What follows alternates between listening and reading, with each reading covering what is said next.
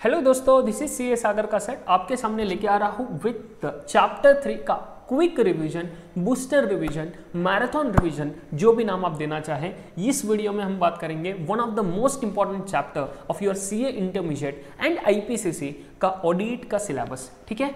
And इसमें हम cover करेंगे audit documentation, audit evidence and SA 500 का मेजॉरिटी सीरीज पूरा हम बात करेंगे इस पर्टिकुलर वीडियो में। आपको मैं टाइम स्टैम्प्स भी दे रहा हूं, जैसे कि आपको कोई स्पेसिफिक टॉपिक पे जाना है तो उस पर आप डेफिनेटली जा पाओगे एंड देख पाओगे उतना रिवीजन, सिंस आई नो कि ये वीडियो थोड़ा बड़ा होने वाला है।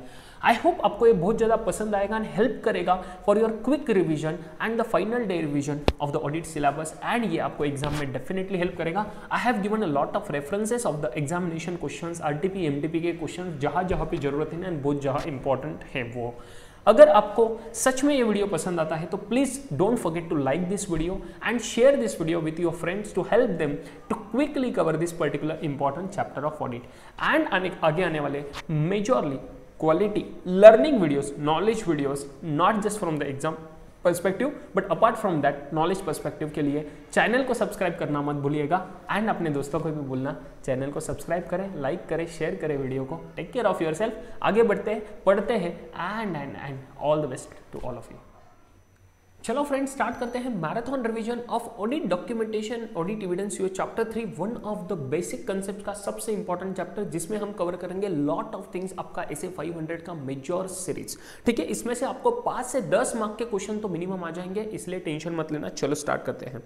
जब मैं ऑडिट डॉक्यूमेंटेशन की बात करूं तो एसए 230 बोलेगा एंड ऑडिट एविडेंस की बात करूं तो एसए 500 बोलेगा आपको कि क्या ऑडिट एविडेंस कैसे होना चाहिए एंड क्या होना चाहिए, वो बात करेंगे आगे।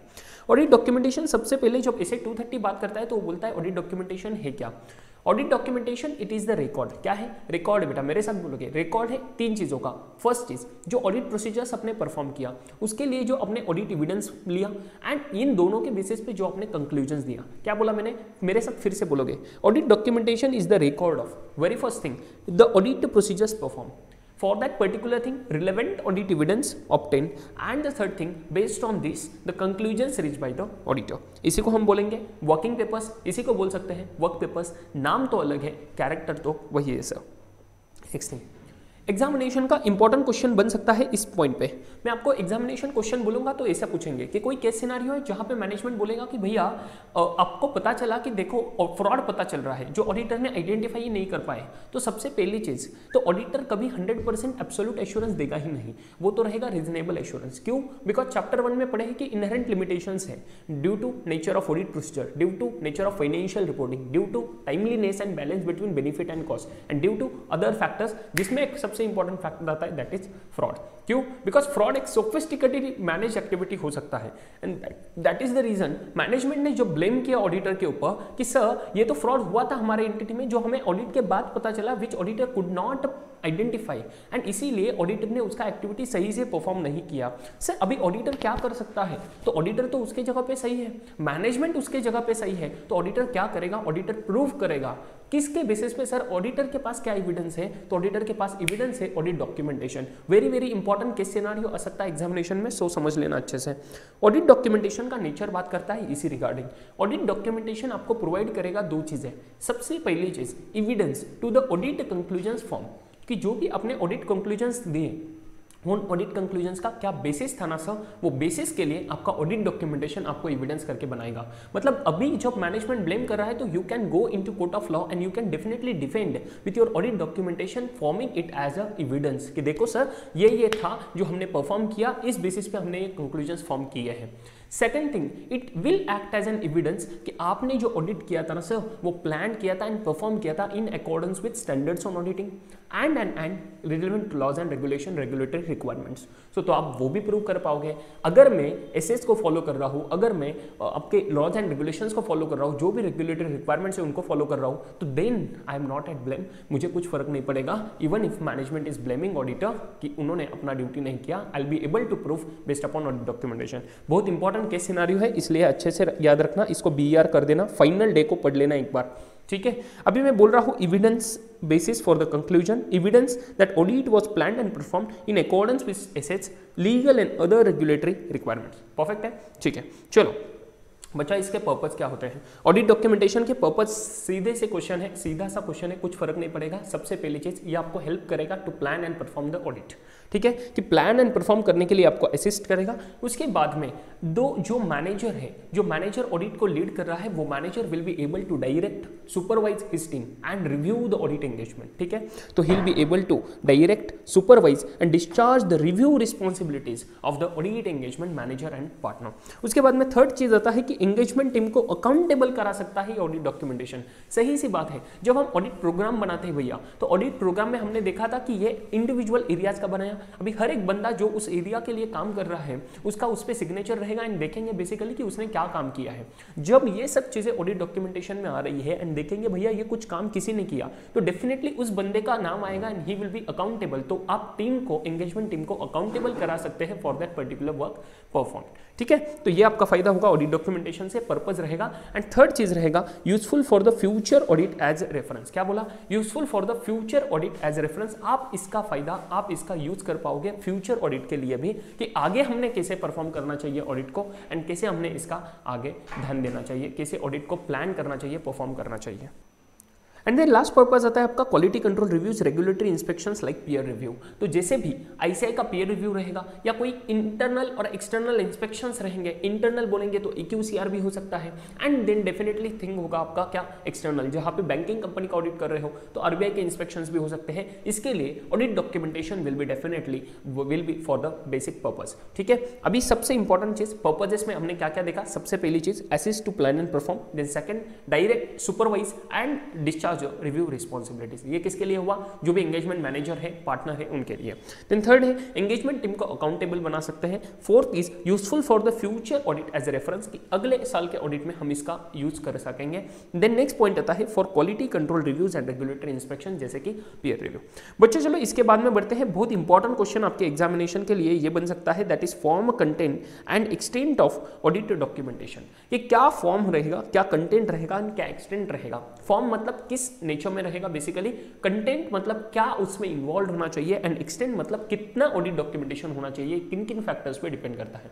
सिंपल सी बात है, एंटिटी जितना बड़ा रहेगा उतना ज्यादा डॉक्यूमेंटेशन करना पड़ेगा, जितना कॉम्प्लेक्स रहेगा उतना ज्यादा डॉक्यूमेंटेशन करना पड़ेगा, उतना ज्यादा अलग अलग टाइप का डॉक्यूमेंटेशन होगा। एंटिटी का नेचर ऑफ एक्टिविटीज क्या है वो भी डिपेंड करेगा ऑडिट डॉक्यूमेंटेशन के लिए। तो सबसे इंपॉर्टेंट पहला फैक्टर कौन सा, कि size and complexity of the entity, कि सर एंटिटी का साइज देखो कितना है, कॉम्प्लेक्सिटी देखो कैसा है, ठीक है। सेकंड थिंग, आपने कौन से प्लान किए हैं ऑडिट प्रोसीजर, आप जो ऑडिट प्रोसीजर कर रहे हो उनका नेचर क्या है सर, आप क्या कर रहे हो, आप कंफर्मेशन ले रहे हो, आप क्या रिकैलकुलेशन कर रहे हो, आप रीपरफॉर्मेंस कर रहे हो, आप इंक्वायरी कर रहे हो, आप इंस्पेक्शन कर रहे हो, या क्या कर रहे हो, एनालिटिकल प्रोसीजर कर रहे हो।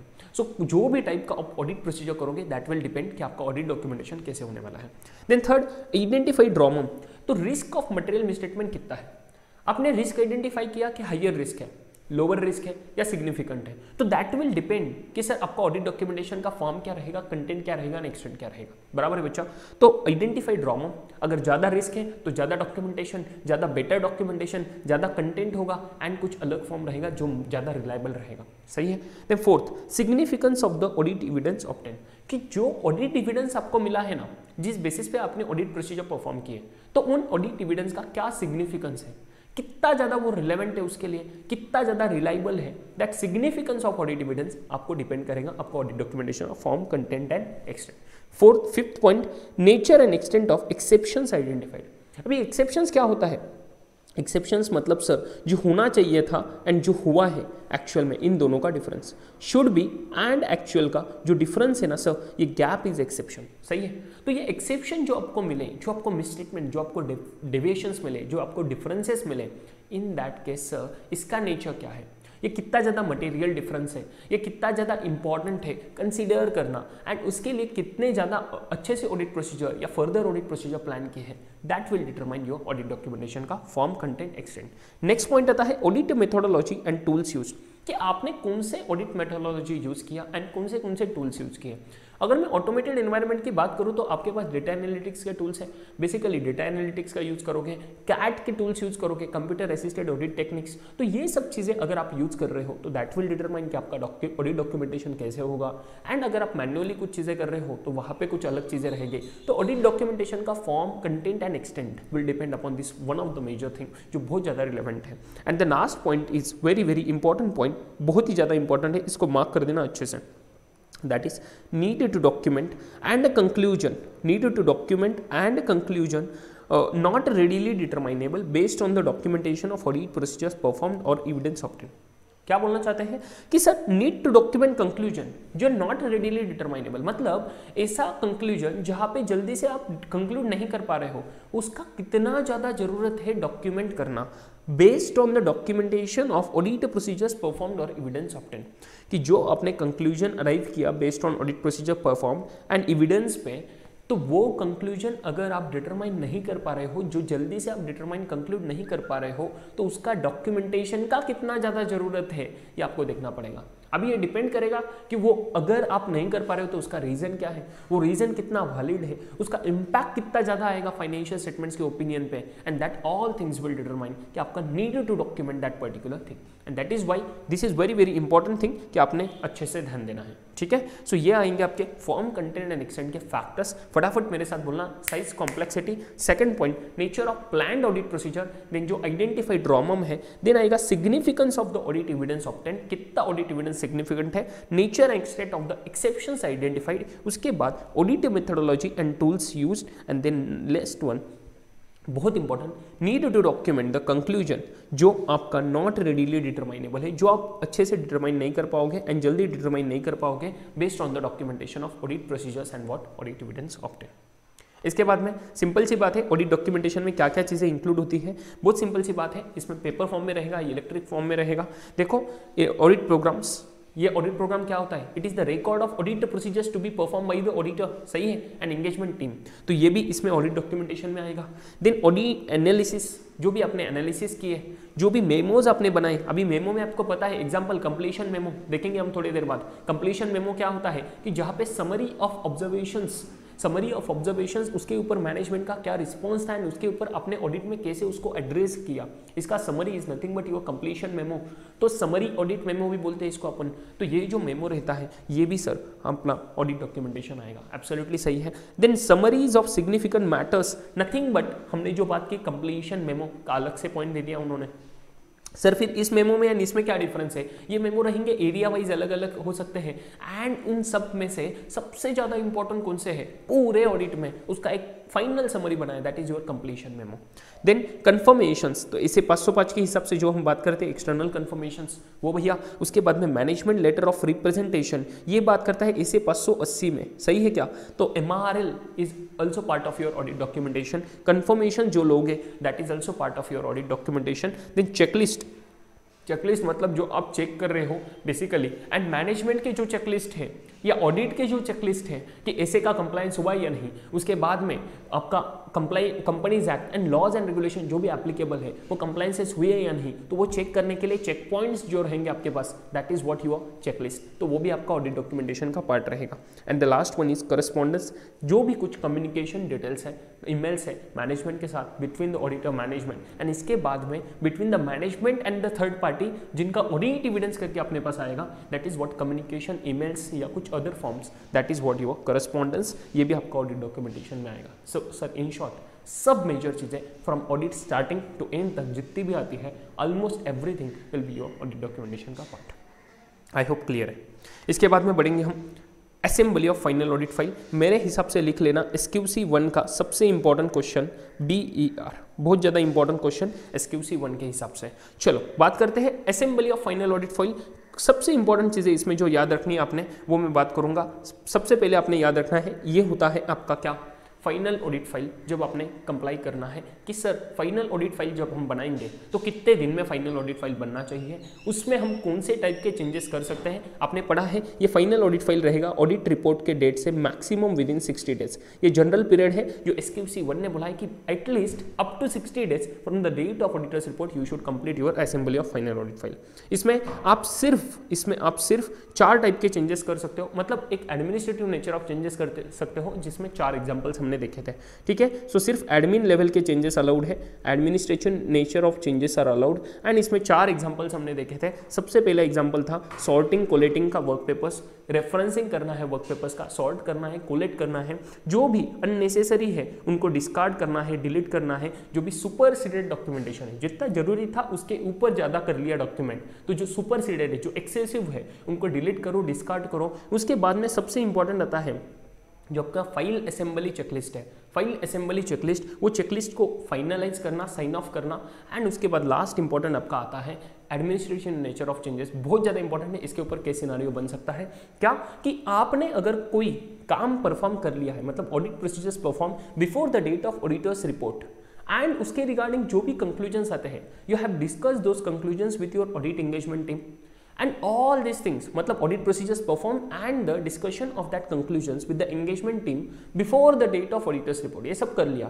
बट इसका डॉक्यूमेंटेशन सर सिर्फ पेंडिंग था। मतलब जो प्रोसीजर्स भी परफॉर्म कर लिए, कंक्लूजन भी, ये सब हो चुका है पहले ही, ऑडिट रिपोर्ट के पहले ही, बट सिर्फ इसका डॉक्यूमेंटेशन पेंडिंग था। तो डॉक्यूमेंटेशन का नेचर जो रहेगा वो एडमिन रहेगा, सिर्फ डॉक्यूमेंटेशन करना है तो आप इन 60 दिन में कर सकते हो। ये 4 नेचर के चेंजेस ही आप सिर्फ 60 दिन में कर पाओगे, इसके अलावा कोई आप बेसिकली एडमिनिस्ट्रेशन नेचर नहीं रहेगा तो आप कर नहीं पाओगे 60 दिन में। This 4 examples you have to remember. 60 दिन का period is given by SQC 1, generally ये पीरियड एक्सीड नहीं होना चाहिए। एंड इसके बाद में आपका रिटेंशन ऑफ वर्किंग पेपर्स रहेगा, वो एक पॉइंट में तुरंत बात कर लूंगा। तो आप जो रिटेंशन करोगे भैया आपका होता है ऑडिट रिपोर्ट के डेट से अप टू 7 ईयर्स। क्या बोल रहा हूं मैं, 7 साल तक रिटेंशन ऑफ वर्किंग पेपर्स रहेगा। बट मैं बोल रहा हूं ये 7 साल में आप कोई भी नेचर का चेंजेस नहीं कर पाओगे, बट इन 60 दिनों में जब आपका फाइनल असेंबली फाइल बन चुका है तो इनमें तो आप कर पाओगे। बट 7 साल जो स्टार्ट होते हैं ना, that is from this date, audit report date. तो बेसिकली 7 साल में पहले 60 दिन जो रहेंगे up to date of final assembly आप चेंजेस कर पाओगे एंड 40 दिन में ही फाइनल असेंबली कर दिया तो 40 दिन तक ही चेंजेस कर पाओगे, उसके बाद में आप कुछ भी चेंजेस नहीं कर पाओगे इस पीरियड में। ये बहुत अच्छे से याद रखना, ये 7 साल स्टार्ट होते हैं ऑडिट रिपोर्ट के डेट से, ना कि इसके बाद। ठीक है, चलो ये हमारा बहुत इंपॉर्टेंट पॉइंट हो गया कवर। इसके बाद में completion memo, we have discuss this about completion memo. एक बार ऊपर का कवर कर ले, assembly of final audit file में एक बार दिखा देता हूँ आपको। देखो SQC 1 quality control for firms, तो मैंने बात की थी आपकी, ये फर्म लेवल पे बातें करा होगा भैया, ये आपका एंगेजमेंट लेवल नहीं बात कर रहा है, ये फर्म लेवल कर रहा है। एंगेजमेंट लेवल ऐसे 220 बात करता है। ठीक है, इसके बाद में हमने देखा था फर्म ने कुछ इस्टेब्लिश करनी चाहिए पॉलिसीज प्रोसीजर्स कि भैया कैसे कैसे रहेगा, ये पीरियड जनरली 60 दिन एक्सक्लूड नहीं करेगा। एंड अगर फर्म का पॉलिसी प्रोसीजर बोलता है कि सर हमें तो करना है 40 दिन में ही, तो उनके पॉलिसी प्रोसीजर के हिसाब से वो 40 दिन में ही होना चाहिए देन, बट वो नहीं बढ़ेगा आगे। ठीक है, तो ये हुआ आपका 60 दिन का period according to SQC 1। Then admin nature के चेंजेस सिर्फ अलाउड है। इसमें एग्जाम्पल्स दिए थे जो अभी हमने कवर किए हैं, डिलीटिंग, डिस्कार्डिंग, सुपरसीडेड डॉक्यूमेंटेशन मतलब एक्सेसिव डॉक्यूमेंटेशन एंड उसके बाद में sorting, collating, cross referencing of working papers, signing off the completion checklist relating to file assembly process. ये बहुत अच्छे से याद रखना कि ये जो फाइल असेंबली प्रोसेस है उसी का सिर्फ चेकलिस्ट अलाउड है आपको। सो आपका AS का चेकलिस्ट है, इंडेस का चेकलिस्ट है, या कोई compliance of laws and regulation का, कंपनीज एक्ट का चेकलिस्ट है, तो ये चेकलिस्ट आपके ऑडिट प्रोसीजर बनेंगे भैया, ये आपको पहले ही करने पड़ेंगे। ये चेकलिस्ट आप 60 दिन में नहीं कर पाओगे, सिर्फ फाइल असेंबली प्रोसेस का चेकलिस्ट आपको यह अलाउड है 60 दिन में करना। एंड डॉक्यूमेंटिंग ऑडिट एविडेंस जो पहले ही डिस्कस कर चुके थे with the engagement team before the date of auditor's report. सही है, चलो इसके बाद में बात करेंगे कंप्लीशन मेमो। ये हमने देख लिया, ये समरी होता है आपका किसका, significant matters identified during the audit and second thing उसको कैसे एड्रेस किया भाई ऑडिट में आपने। ये किसके लिए इंपॉर्टेंट होता है, ये बहुत ज्यादा इंपॉर्टेंट होता है आपके एंगेजमेंट पार्टनर के रिव्यू के लिए, because they won't be focusing on 100% of documentation, they majorly focus, prioritize their focus on what, summary of significant matters जो आइडेंटिफाई किया, ऑब्जर्व किया, उसको कैसे ऑडिट में एड्रेस किया उसके regarding. This will also help to EQCR, engagement quality control reviewer, this will also help to peer review, this will also help to external inspections। ठीक है, चलो इसके बाद हम बात करेंगे ownership of audit documentation. Audit documentation का property किसका होता है सर? ये ऑडिटर का होता है। ऑडिटर किसी को डिस्ट्रीब्यूट कर सकता है उसके डिस्क्रिप्शन पे, at his description he can definitely distribute this property means audit documentation to the clients. वो इसका कुछ पोर्शंस, कुछ एक्सट्रैक्ट्स डेफिनेटली बना सकता है अवेलेबल टू द क्लाइंट। ये बात करता है एक्सक्लूसिव वन। अभी यहाँ पे सबसे इंपॉर्टेंट चीज आपने ध्यान रखना है, दो कंडीशंस दिए हैं कि eight his description he may definitely make the portion of that particular thing but provided such a disclosure, ये जो डिस्क्लोज कर रहा है does not undermine करना मतलब कम करना, वैलिडिटी, क्या कम करना? Validity of the work perform, मतलब ऑडिटर ने जो काम किया ना उसका वैलिडिटी कम नहीं होना चाहिए। एंड सेकंड थिंग, उनका independence of the auditor and उसके पर्सनल का मतलब एंगेजमेंट टीम का इंडिपेंडेंस भी कम नहीं होना चाहिए। ये दो चीजें याद रखोगे तो आप डेफिनेटली ये डिस्क्लोज कर पाओगे। ये बहुत इंपॉर्टेंट पॉइंट है। आप जब भी लिखोगे ये प्रॉपर्टी ऑफ ऑडिटर है, ये उनके डिस्क्रिप्शन पे, ऑडिटर के डिस्क्रिप्शन पे वो पोर्शन बना सकता है, अवेलेबल कर सकता है क्लाइंट को, बट ये दो कंडीशन उन्हें फॉलो करने पड़ेंगे। Undermine the validity of work perform नहीं चलेगा एंड इंडिपेंडेंस भी अंडरमाइन नहीं होना चाहिए। ठीक है, चलो आई होप क्लियर है। यहाँ पे बहुत इंपॉर्टेंट पॉइंट्स अपने कवर हो गए। अभी हम आगे बढ़ेंगे ऑडिट एविडेंस के ऊपर। Audit documentation is okay, now audit evidence ऐसे 500 बात करेगा। ऑडिट एविडेंस क्या है सर? बच्चा ऑडिट एविडेंस सिंपल सी बात है, जो भी आपने इंफॉर्मेशन यूज किया, क्या information used by the auditor in order to arrive at the conclusion, तो इंफॉर्मेशन जो यूज किया to arrive at the conclusions उसी को बोलेंगे ऑडिट एविडेंस। तो मैं कुछ क्लाइंट से बात की, इंक्वायरी किया एंड कुछ इंफॉर्मेशन मिला, ऑडिट एविडेंस। अभी वो कितना रिलेवेंट रिलायबल रहेगा दैट विल डिपेंड। इसीलिए इंक्वायरी को डॉक्यूमेंट करना इतना ज़्यादा इजी नहीं है and that's why it is not effective that much but most efficient है। तो ये बात करेंगे हम आगे, ये देख लेना। ऑडिट एविडेंस में सबसे इंपॉर्टेंट चीज इंक्लूड करते हैं दोनों चीजें, एक अकाउंटिंग रिकॉर्ड्स भी एंड अदर इन्फॉर्मेशन भी। सो अकाउंटिंग रिकॉर्ड्स भी आता है, अदर इन्फॉर्मेशन भी आता है। यहाँ पे आपका एमसीक्यू करेक्ट इनकरेक्ट बन सकता है, अच्छे से ध्यान देकर समझ लेना। ठीक है, अभी अकाउंटिंग रिकॉर्ड्स में क्या क्या चीजें हैं, जैसे कि सर आपके जनरल लेजर के extracts, invoices, contracts, order copies, computation. Simple सी बात है, जो भी फाइनेंशियल स्टेटमेंट से रिलेट करता है, जो भी सिस्टम ऑफ अकाउंटिंग से आता है, that all things are your accounting information. But sir फिर अदर इन्फॉर्मेशन में क्या? तो सिंपल सी बात है, आप मिनट्स ऑफ मीटिंग्स टेस्ट करोगे।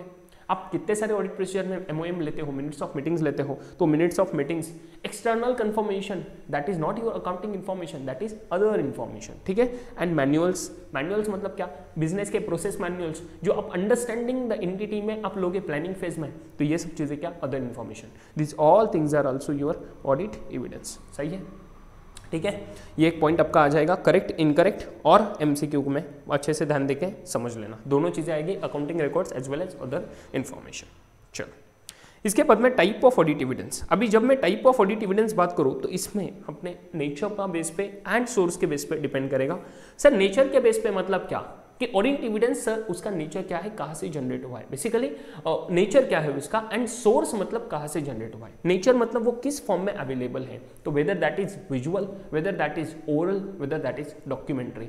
अभी आप एकदम अच्छे से बता पाओगे कौन सा ज़्यादा रिलायबल है सर? डॉक्यूमेंट्री बहुत ज़्यादा रिलायबल है, विजुअल ओरल उतना ज़्यादा रिलायबल नहीं है, because that is not the effective audit evidence. अभी जब मैं बात करूँ सोर्स, मतलब वो कहाँ से जनरेट हुआ है, तो वो इंटरनल सोर्स से हुआ है या एक्सटर्नल सोर्स से एविडेंस मिला है, दैट विल डिटरमाइन। अब एक्सटर्नल सोर्स से है तो डेफिनेटली आपका ज़्यादा रिलायबल रहेगा, बिकॉज इंडिपेंडेंस बढ़ जाएगा उसका।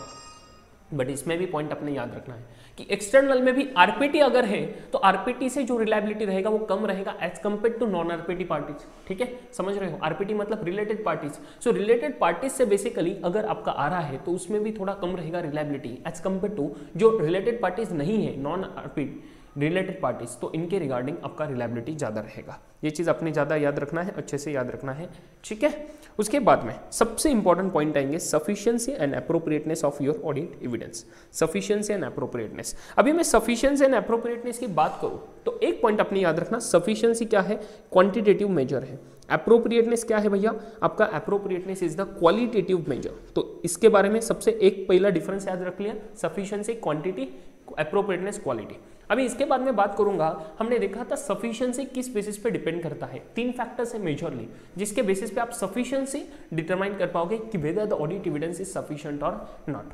सबसे पहला मटेरियलिटी, सेकंड, उसका रोमम लेवल क्या है, मतलब risk of material misstatement, and third thing size and characteristics of the population. ये क्वेश्चन आया था नवंबर 20 के सीए इंटर के एग्जाम में, ठीक है। तो 3 फैक्टर्स आपने याद रखने सफिशिएंसी के, रिपीट हो सकता है, कोई टेंशन मत लो, ठीक है। ऐसे मत सोचो कि रिपीट नहीं होगा, रिपीट हो सकता है, सब चीजें करनी है, कुछ ऑप्शन में नहीं छोड़ना है, प्रायोरिटी डिपेंड करेगा बट ऑप्शन में कुछ नहीं छोड़ना है। तो फैक्टर्स डिटरमाइनिंग सफिशिएंसी में 3 फैक्टर्स आएंगे। मटेरियलिटी, से जितना ज्यादा मटेरियलिटी मतलब उतना कम ऑडिट प्रोसीजर परफॉर्म करेंगे, तो जितना ज्यादा मटेरियलिटी उतना ऑडिट रिस्क कम है, उतना ऑडिट रिस्क कम है, तो sufficiency of audit evidence will definitely be lower as compared to जहां पे मटेरियलिटी कम है, ऑडिट रिस्क ज्यादा है, वहां पे सफिशिएंसी ज्यादा रहेगा, ज्यादा ऑडिट एविडेंस लगेगा, सही है। सेकंड थिंग रोमम, जितना ज्यादा रिस्क उतना ज्यादा ऑडिट एविडेंस चाहिए, जितना कम रिस्क उतना कम रहे तो भी चलेगा। And third thing size and characteristics of population, जब होमोजेनियस पॉपुलेशन है मतलब characteristics natures of that population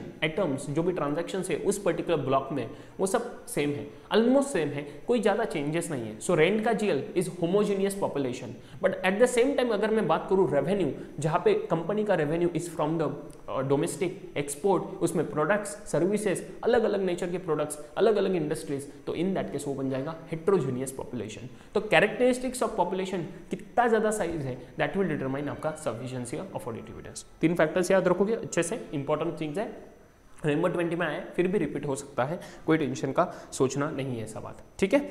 अभी मैंने सफिशिएंसी की तो बात कर ली, इसके बाद में मैं बात करूंगा sir second most important thing appropriateness. Appropriateness मैंने बोला क्वालिटेटिव है, क्वालिटेटिव में आपने 2 चीजें बहुत अच्छे से याद रखनी है, रिलेवेंस एंड रिलायबिलिटी। मैंने चार्ट जो दिया था अच्छे से याद कर लेना, सफिशिएंसी एप्रोप्रिएट ऑडिट एविडेंस। चलो एक बार मैं चार्ट बस कर दूंगा आपके साथ कि देखो क्या होता है sufficiency and appropriate audit evidence. तो सफिशिएंसी की बात करूंगा मैं सबसे पहले, उसके बाद में मैंने एप्रोप्रिएटनेस करना है। अब सफिशिएंसी की बात कर ली हमने, अभी एप्रोप्रिएटनेस में आपकी 2 चीजें आई, क्या, रिलेवेंस एंड रिलायबिलिटी। सबसे पहले मैंने बात करनी है रिलेवेंस। रिलेवेंस तो डिपेंड करेगा सर कौन सा टेस्टिंग कर रहे हो एरिया का, उस बेसिस पे जिस एरिया का टेस्टिंग कर रहे हो उस एरिया के रिगार्डिंग मिला है या नहीं एविडेंस, कितना ज्यादा रिलेवेंट है, that is a matter of professional judgement. तो प्रोफेशनल जजमेंट का मैटर है। बट जब मैं रिलायबिलिटी बोलता हूं तो reliability will depend upon 2 factors. क्या, रिलायबिलिटी डिपेंड करेगा 2 चीजों पे। सर सबसे पहला सोर्स डेटा, आपको याद आ जाना चाहिए, सोर्स डेटा के लिए आप 2 चीजें टेस्ट करोगे कि जहां से ये ऑडिट एविडेंस मिला है उसका सोर्स ही कंप्लीट है क्या एंड एक्यूरेट है क्या। क्या, completeness and accuracy of that source data has to be tested, and इसके ऊपर जो कंट्रोल्स है with respect to completeness and accuracy के जो कंट्रोल्स है whether that controls of the entity are effective or not, ये आपने चेक करना, इंश्योर करना बहुत ज़्यादा जरूरी है। अगर ये इफेक्टिव कंट्रोल है, कंप्लीटनेस इंश्योर कर रहे हो, एक्यूरेसी कर रहे हो, तो सर रिलायबिलिटी के लिए एक तो पायदान हमारा पार हो गया। अभी सेकेंड इंपॉर्टेंट चीज क्या sir, that is about your nature of audit evidence, जो अभी हमने थोड़ी देर पहले देखा था कि सर अगर डॉक्यूमेंट्री है तो डेफिनेटली ज़्यादा रिलायबल, अगर मैं बोलूँ एक्सटर्नल पार्टी से है तो ज़्यादा रिलायबल। फिर से एक्सटर्नल में आरपीटी उतना ज़्यादा नहीं, बट नॉन आरपीटी रहेगा तो बहुत ज़्यादा, सही है। तो this nature source data will determine reliability. Reliability है सर, रिलायबल है ऑडिट एविडेंस, उसके बाद में रिलेवेंट भी है, रिलेवेंट एंड रिलायबल है सर, एप्रोप्रिएट ऑडिट एविडेंस है।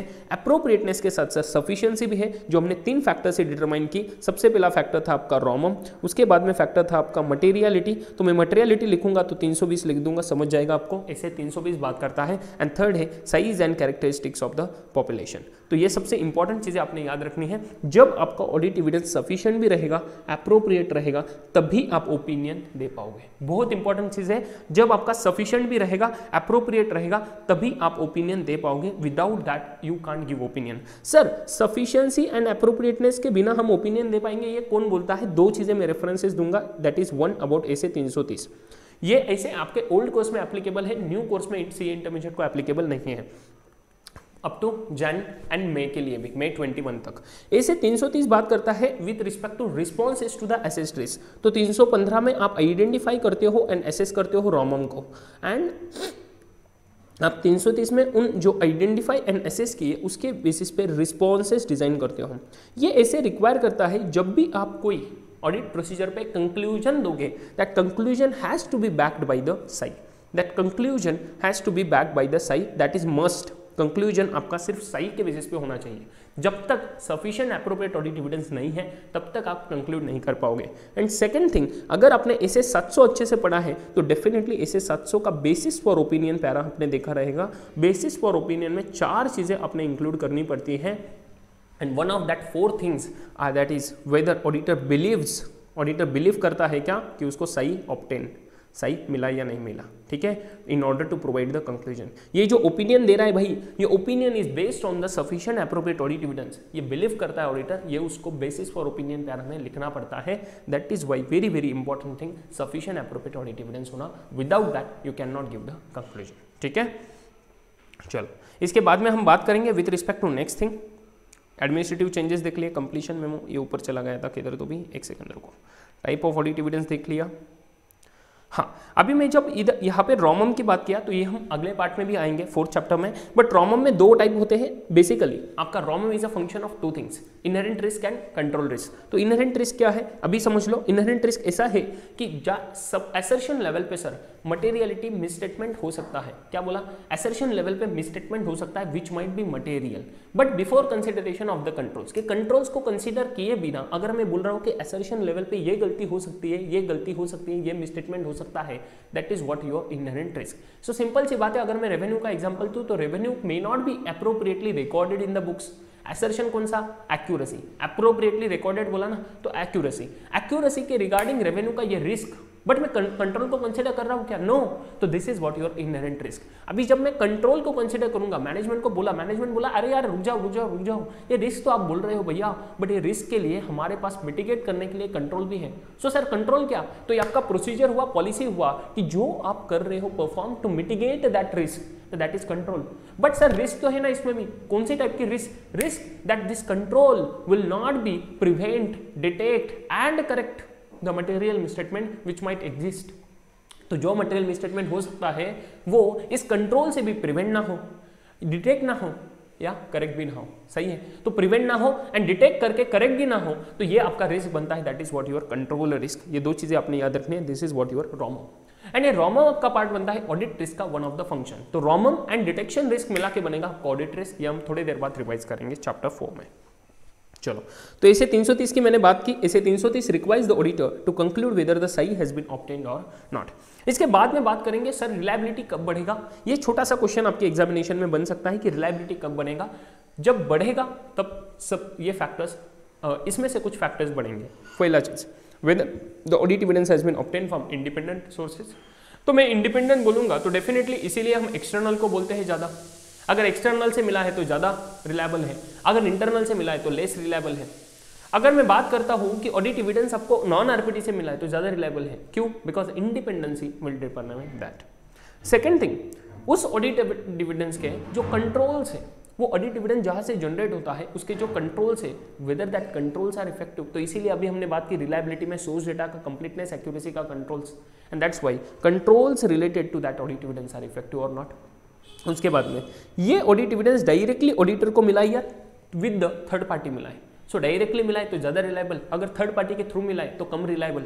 फोर्थ चीज, अगर ये डॉक्यूमेंट्री फॉर्म है तो ज़्यादा रिलायबल है। अभी थोड़ी देर पहले देखा audit evidence with nature and source, ठीक है।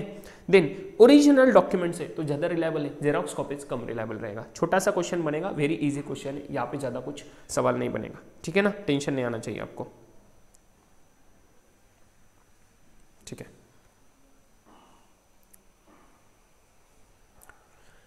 चलो, अभी अगर मैं नेक्स्ट बात करूं तो ऑडिट प्रोसीजर्स कौन से हैं to obtain the audit evidence. सबसे अच्छे से याद कर लेना बेटा, यहाँ पे ऑडिट प्रोसीजर्स क्या होते हैं। अभी मैं बात करूंगा ऑडिट प्रोसीजर्स के रिगार्डिंग विथ वेरी इंपॉर्टेंट एक चार्ट बना दूंगा अच्छे से, चार्ट के थ्रू आपको अच्छे से याद हो जाएगा। चलो चार्ट बनाते हैं ऑडिट प्रोसीजर्स का। ऑडिट प्रोसीजर्स में 2 पार्ट होते हैं। सबसे पहला है आपका रिस्क असेसमेंट प्रोसीजर, सेकंड है आपका फर्दर ऑडिट प्रोसीजर। गड़बड़ मत करना। रिस्क असेसमेंट प्रोसीजर जो आप परफॉर्म करते हो that is to identify and assess the risk in accordance with SA 315। सही है क्या? एसए 315 2 चीजों के बारे में बात करता है, identification and assessment of wrong, risk of material misstatement. अभी ये जो रिस्क आपने आइडेंटिफाई करने हैं that will be identified by performing this risk assessment procedure, by understanding the entity, उसका एनवायरनमेंट, एंड ये प्रोसीजर्स हम देखेंगे बस थोड़ी देर में। फिर फर्दर ऑडिट प्रोसीजर में बात करूं तो यहाँ पे 2 टाइप आ जाएंगे। One about your test of control. Sir TOC RAP का पार्ट नहीं है, नहीं बेटा, TOC is a part of your further audit procedure. सही है, जब आप रिस्क असेसमेंट किए 315 के हिसाब से, उसके ऊपर 330 के हिसाब से अपने रिस्पॉन्सेज डिजाइन करोगे, and this responses will be nothing but determining the nature of audit procedure, timing and extent of audit procedure to perform. ठीक है, एंड ये जो आपने डिटरमाइन किया उसके बेसिस पे टीओसी किया, एंड उसके बाद में सब्सटेंटिव ऑडिट प्रोसीजर्स करना। These are two types of your further audit procedure. ठीक है, अभी टीओसी करना मतलब क्या? TOC is what your, TOC means आपका design, implementation and maintenance of internal control test करना विथ ऑपरेटिंग इफेक्टिवनेस। तो design, implementation and maintenance. Design मतलब सर कैसे है कंट्रोल प्रोसेस, कैसा डिजाइन किया है, उसके बाद में इंप्लीमेंट हुआ था क्या, तो काम सिर्फ डिजाइन करके मतलब क्या है सर, उसको इंप्लीमेंट करना भी जरूरी है, एंड मेंटेन भी किया है क्या, ऑपरेटिंग इफेक्टिवली और not throughout the audit period, ये आपने देखना बहुत जरूरी है। This is what your test of controls. जब मैं सब्सटेंटिव ऑडिट प्रोसीजर बात करूं तो दो टाइप के सब्सटेंटिव ऑडिट प्रोसीजर अगेन आपके आ जाएंगे इसमें। सर फर्स्ट वन आपका TOD मतलब test of details. So test of details क्या? टेस्ट ऑफ डिटेल्स बात करता है विथ रिस्पेक्ट टू आपका सबसे इंपॉर्टेंट चीज आपने याद रखना है, validity, accuracy and completeness, WAC of AD। ठीक है, yes. So test of details में validity, accuracy and completeness of accounting data, कि सर आप अकाउंटिंग डेटा का वैलिडिटी चेक करोगे, एक्यूरेसी चेक करोगे एंड कंप्लीटनेस चेक करोगे। एंड द नेक्स्ट प्रोसीजर आता है that is what your substantive analytical procedure. तो यहाँ पर भी मैंने AP लिखा, तो यहाँ पे सिर्फ AP लिखता हूँ, SAP नहीं लिखता हूँ, एनालिटिकल प्रोसीजर एंड 520 लिखता हूँ। आपको 520 समझ गया? 520 ऐसे 520 डील्स विद एनालिटिकल प्रोसीजर। ये एनालिटिकल प्रोसीजर क्या होता है sir? This is the study of plausible relationship, कि रिलेशनशिप का स्टडी करता है। किसके relationship sir? Financial and non financial information. तो करेक्ट इनकरेक्ट क्वेश्चन इधर भी बन सकता है कि सिर्फ फाइनेंशियल इंफॉर्मेशन क्या? No, financial as well as non financial information का स्टडी करना, रिलेशनशिप का, that is what your analytical procedure. इसमें हमने देखा था trend analysis, lot of things we will cover in further separate chapter.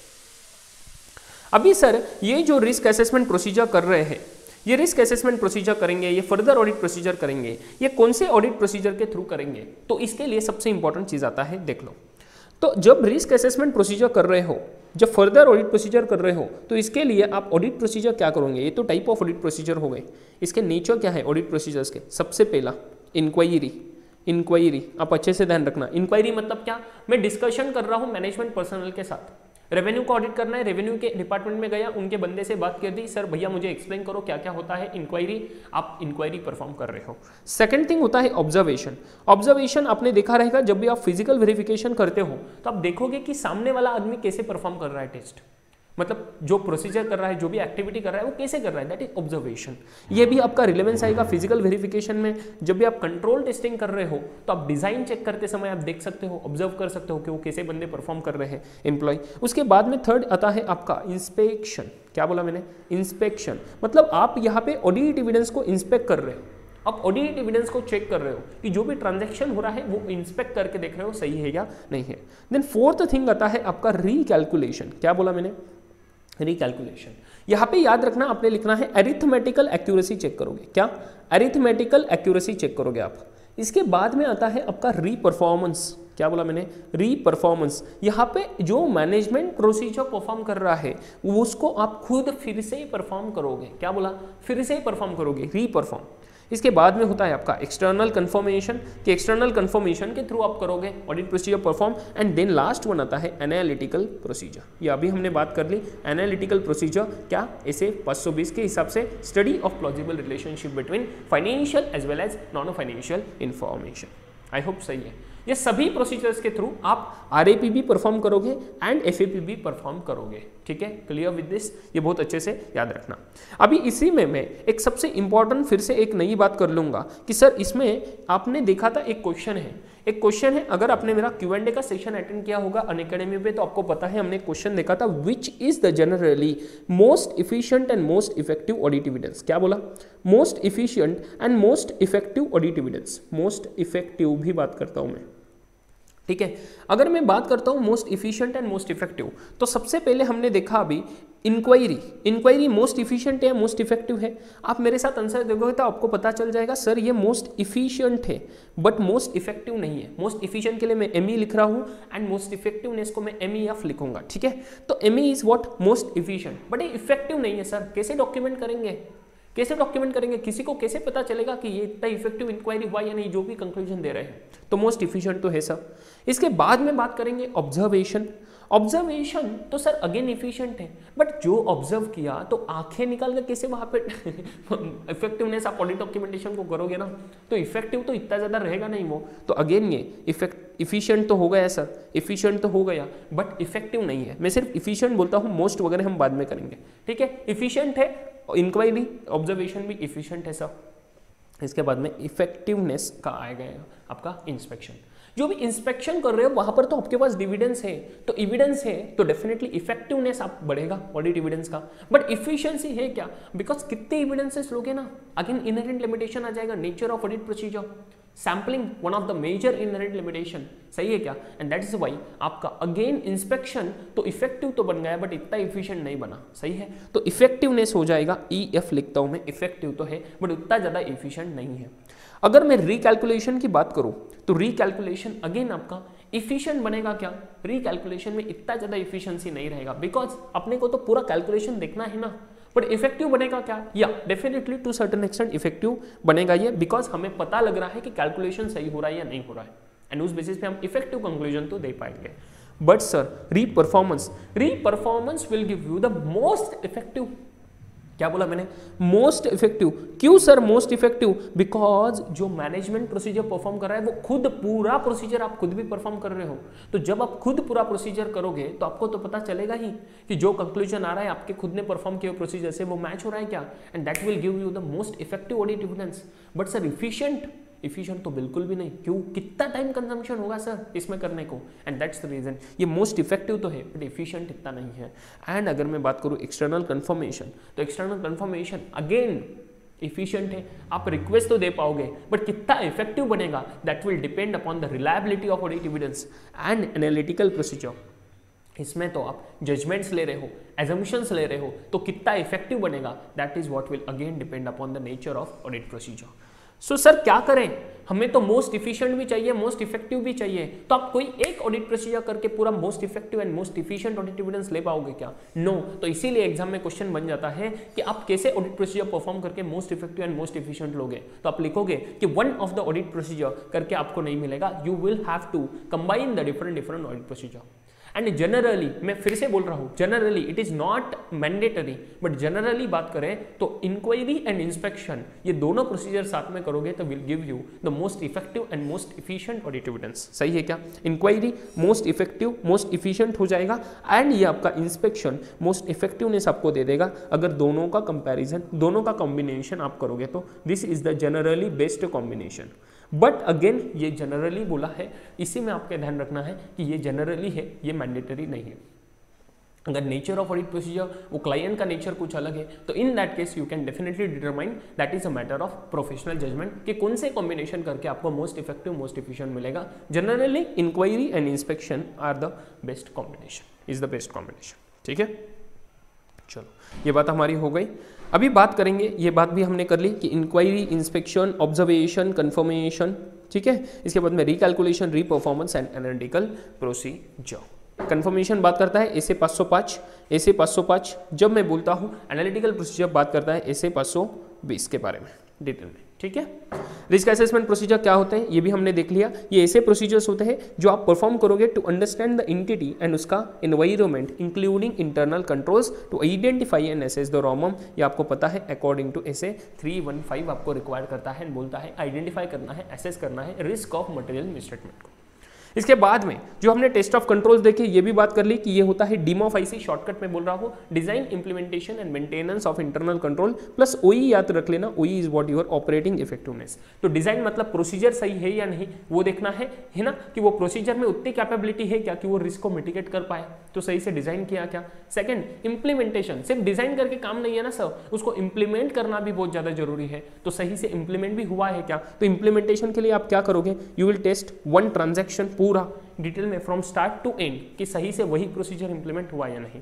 But जब maintenance operating effectiveness check करोगे तो आप ड्यूरिंग द पीरियड के कुछ सैंपल साइज सिलेक्ट करके you will select the transactions and उन ट्रांजैक्शंस के लिए, सभी ट्रांजैक्शंस के लिए जो ड्यूरिंग द ईयर आपने सैंपल साइज सिलेक्ट किया, उतने नंबर ऑफ ट्रांजैक्शंस के लिए यू विल टेस्ट कि सेम प्रोसीजर जो डिजाइन किया है, जो इंप्लीमेंट हुआ था एक ट्रांजैक्शन में, वही इफेक्टिवली ऑपरेट हुआ या नहीं हुआ। ठीक है।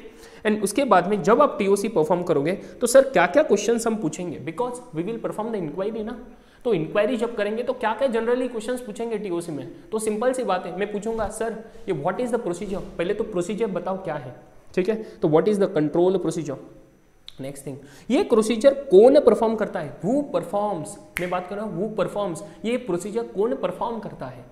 अभी एक जन जब परफॉर्म कर रहा है तो मेकर चेकर सिस्टम आपको पता है, कोई काम करेगा एंड उसका काम कोई चेक करेगा तो वो रिव्यूज दैट कंट्रोल प्रोसीजर, वो भी आपको पता होना चाहिए।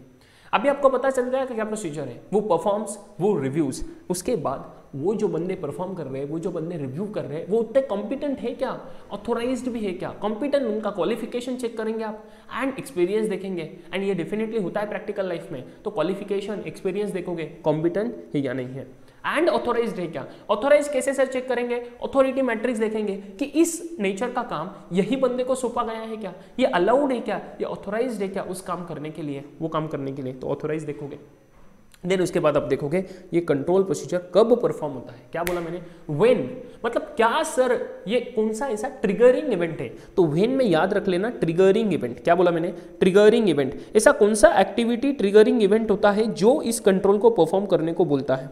सही है, तो जब मैं इनवॉइस का कंट्रोल बोलूंगा तो that triggering event will be, जब भी आपका कोई डिस्पैच हो रहा है तो डिस्पैच के टाइम पहले इनवॉइस बन जाना चाहिए, तो that is where you will be having the triggering event. तो ऐसा कौन सा ट्रिगरिंग इवेंट है कि जब ये कंट्रोल परफॉर्म होता है। सर इसके बाद में क्या, इसका फ्रीक्वेंसी, दोनों में डिफरेंस है। मैंने बोला यहाँ पे ट्रिगरिंग इवेंट मैं बोल रहा हूँ कब कब, फ्रीक्वेंसी क्या है। अगर मैं इनवॉइस बोलूँ तो डेली बेसिस पे जितना सेल्स होगा उतना तो रहेगा, तो फ्रीक्वेंसी क्या बना, every day, but every day में नंबर ऑफ ट्रांजैक्शन ज्यादा रहेंगे तो मेनी टाइम्स अ डे। अगर मैं बोलूँ मंथली हम कुछ एनालिसिस कर रहे हैं तो फ्रीक्वेंसी इज मंथली, अगर हम क्वार्टरली एनालिसिस कर रहे हैं तो फ्रीक्वेंसी क्वार्टरली। तो you should know triggering event क्या है एंड उसका फ्रीक्वेंसी भी क्या है। एंड कंसिस्टेंसी, कितना कंसिस्टेंटली कंट्रोल परफॉर्म हो रहा है, या 2 महीने किया, तीसरे महीने नहीं किया, 4th मंथ किया, अगेन नहीं कर रहे हैं, ऐसा थोड़ी ना चलेगा, कितना कंसिस्टेंटली हो रहा है वो भी आपको पता होना चाहिए। उसके बाद में एक्सपेक्टेड रेट ऑफ डेविएशन, ये अच्छे से समझ लेना, एक्सपेक्टेड रेट ऑफ डेविएशन क्या है। एक्सपेक्टेड रेट मतलब मुझे कितना लग रहा है कि यहाँ पे कितना प्रोसीजर में गैप हो सकता है, कि ये होना चाहिए था एंड ये हो रहा है, ये जो डेविएशन है मुझे कितना एक्सपेक्टेड है, ये मैं कैसा पता लगाऊंगा। This is the matter of professional judgement. Again मेरा जो अंडरस्टैंडिंग है एंटिटी का, मैं जितना वो समझ रहा हूँ बंदा कितना कॉम्पिटेंट है, कितना मतलब ऑथोराइज्ड है, बेसिकली कितना कॉम्पिटेंट है, कितना अच्छे से वर्क कर सकता है, कितने उसका प्रेशर है, क्या है, ये सब देख के मुझे पता लगेगा ना, अंडरस्टैंड होगा and I will be able to determine कि भैया इतने परसेंटेज का इसका गैप हो सकता है, डेविएशन हो सकता है। So again expected rate of deviation. But जब मैं उनको कोई पूछ रहा हूँ इंक्वायरी, तो उनसे मुझे पूछना बहुत ज़्यादा जरूरी है। ये तो मेरे साइड पे हो गया ना कि क्या मैं एक्सपेक्टेड रेट रख रहा हूँ, बट उनके साइड से भी इंपॉर्टेंट है ना समझना कि भैया आपको क्या लगता है कि आपके कंट्रोल प्रोसीजर में कितना एक्सपेक्टेशन है आपको कि गलतियाँ या डेविएशन हो सकता है, तो वो अपने को बताएंगे। तो वो हमें बताएंगे कि एक्सपेक्टेड रेट ऑफ डेविएशन उनके साइड पे कितना है। तो ये एक्सपेक्टेड ठीक है, उन्होंने मुझे बता दिया कि 10% सर गलतियां हो सकती है, डेविएशन हो सकता है, जो होना चाहिए था उसका एंड एक्चुअल में 10% का गैप हो सकता है। ये बोला भाई 10% तो ठीक है, आप कितना टॉलरेट करते हो, आप कितने गैप तक ध्यान ही नहीं दोगे एंड आपको फर्क नहीं पड़ेगा कि सर 5% का डेविएशन हुआ है, चलता है, हमें कुछ फर्क नहीं पड़ता, बिकॉज उसके वजह से मटेरियल मिसस्टेटमेंट नहीं आने वाला। तो ये मैं उनको पूछूंगा भाई तुम्हारा टॉलरेबल डेविएशन कितना है, टॉलरेबल रेट कितना है, आप कितना टॉलरेट कर सकते हो, ऐसा कोई थ्रेशोल्ड है क्या टॉलरेंस लेवल का, सही है। तो वो भी आपने देखना बहुत ज़्यादा जरूरी है। ये सब क्वेश्चन है, जनरल क्वेश्चन है, जो आप टेस्ट ऑफ कंट्रोल्स को परफॉर्म करते समय उनको पूछोगे, जो प्रोसीजर रहेगा थ्रू इंक्वायरी। क्या बोला मैंने, through inquiry. I hope clear है अभी तक सब चीज़ें।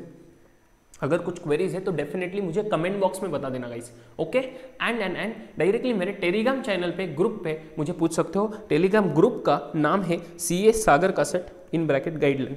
ये नाम का एक चैनल मिलेगा, एक ग्रुप मिलेगा। चैनल में चले जाओगे तो चैनल के इन्फॉर्मेशन में जाके वहाँ पे आप बता देना एंड ग्रुप को ज्वाइन कर लेना। ग्रुप में आप क्वेरीज पूछ पाओगे, ठीक है। अगर कुछ इशू आता है तो चैनल के इसमें कमेंट बॉक्स में किधर भी बता देना, यस आपको हम हेल्प कर देंगे, ठीक है। चलो उसके बाद में आते हैं सब्सटेंटिव प्रोसीजर। सब्सटेंटिव में दो टाइप देखे, फर्स्ट देखा हमने टीओडी एंड देन देखा सब्सटेंटिव एनालिटिकल प्रोसीजर। इसकी भी बातें कर ली। TOD is what your vouching and verification, testing of details, details में टेस्टिंग करना, वैलिडिटी, एक्यूरेसी एंड कंप्लीटनेस। इसका आप शॉर्टकट याद रख सकते हो, वैक ऑफ एडी। क्या बोला मैंने? वैक ऑफ एडी की validity, accuracy and completeness of your accounting data. And then आता है सब्सटेंटिव एनालिटिकल प्रोसीजर जो बात करता है इससे 520, जिसमें हमने देखा था study of plausible relationship between financial as well as non financial information. अभी एक इंपॉर्टेंट क्वेश्चन आएगा आपका एग्जामिनेशन का, अच्छे से ध्यान देना, इंपॉर्टेंट क्वेश्चन है एग्जामिनेशन के लिए। मैं इसको मार्क कर रहा हूँ BER। क्या बोला मैंने? इसको मार्क किया BER। BER मतलब बिफोर एग्जाम रिवीजन, एकदम फाइनल डे। अभी एक एकदम फाइनल डे पे आप देख रहे हो तो इस पे तो बहुत ज़्यादा ध्यान देके एकदम 100% कॉन्सेंट्रेशन से सुन लेना। ऐसे कौन से फैक्टर्स है जो असिस्ट करते हैं ऑडिटर को to determine whether external confirmation procedure are to be performed as a substantive analytical procedure, sorry substantive audit procedure, कि कब आप एक्सटर्नल कंफर्मेशन का प्रोसीजर, ये तो पहले बात करेगा इसे 505, ठीक है ना। तो आप कब एक्सटर्नल कंफर्मेशन का प्रोसीजर फॉलो करोगे, ऐसे कौन से फैक्टर्स डिटरमाइन करेंगे कि वो आपको बताएंगे कि भैया यहाँ पे एक्सटर्नल कंफर्मेशन लेना जरूरी है। And that is where all these 4 factors come into picture. सबसे पहला फैक्टर कि sir knowledge of subject matter, कि भैया जो भी कंफर्मिंग पार्टी है वो कंफर्मिंग पार्टी का कैपेबिलिटी है क्या, उसके पास उतना नॉलेज है क्या जो हमें कंफर्मेशन चाहिए। ये फैक्टर आपको ध्यान रखना पड़ेगा जब भी आप कंफर्मेशन का प्रोसीजर डिटरमाइन कर रहे हो।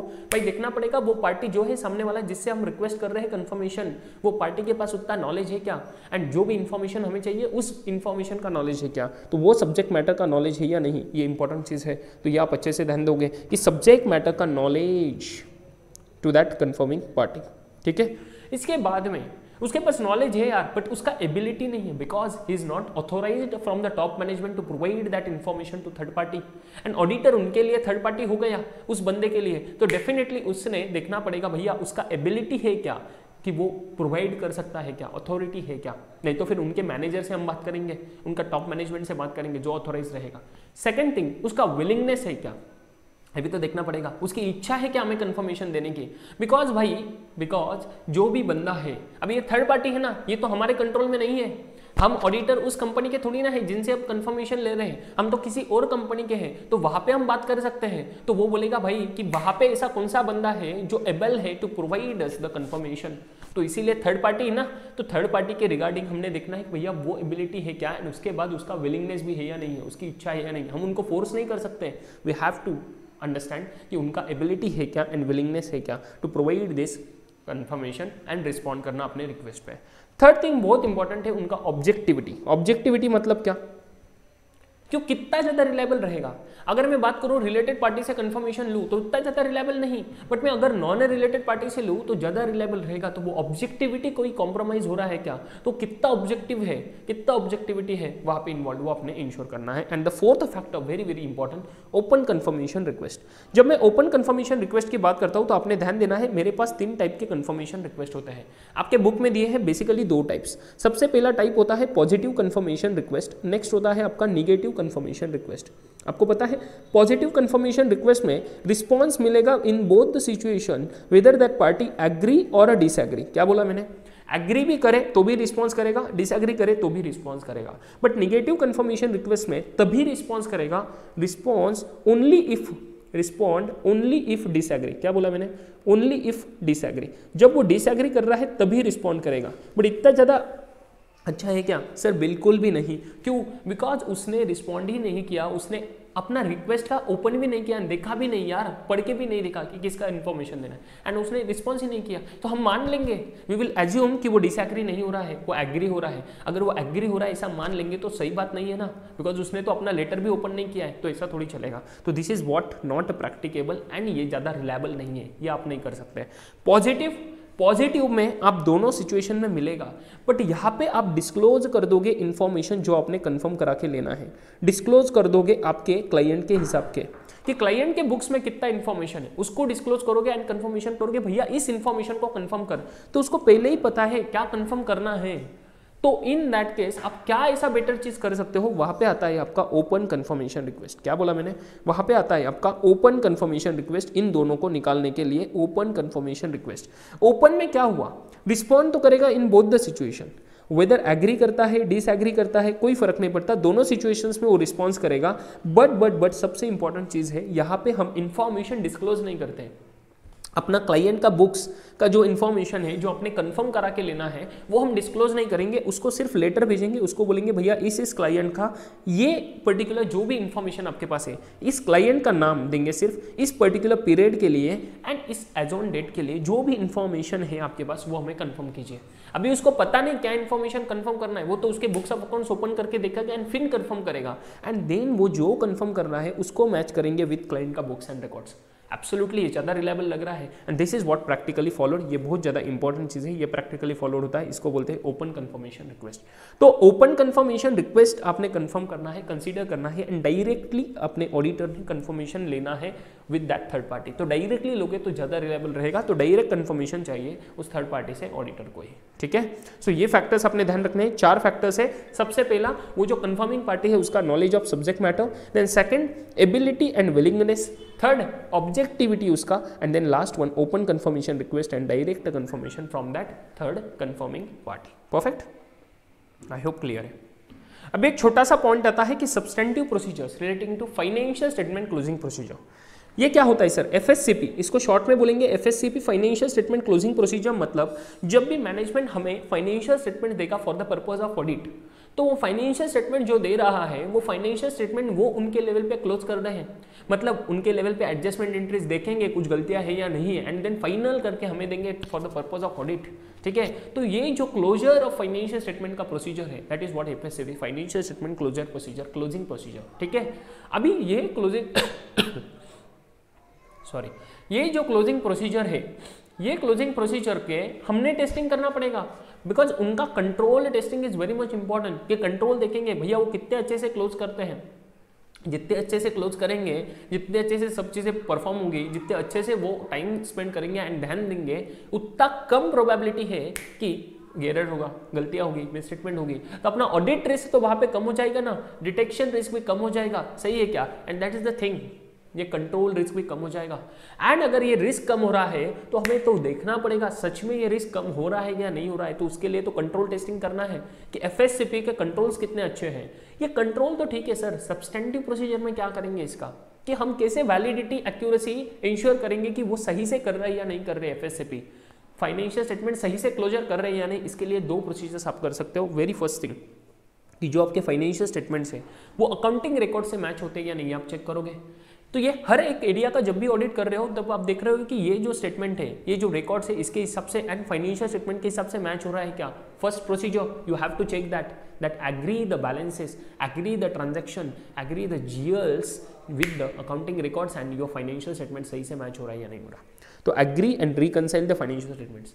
जब एग्री नहीं हो रहे तो इन रीजंस के वजह से जो डिफरेंसेस है उनको बोलेंगे रिकंसिलिएशन, समझा। तो एग्री करो, रिकंसाइल करो अगर एग्री नहीं होता है तो। Second thing, examine the material journal entries. एक आपका इंपॉर्टेंट क्वेश्चन बनेगा, इसे 240 का रिक्वायरमेंट होता है to test the material journal entries by the auditor.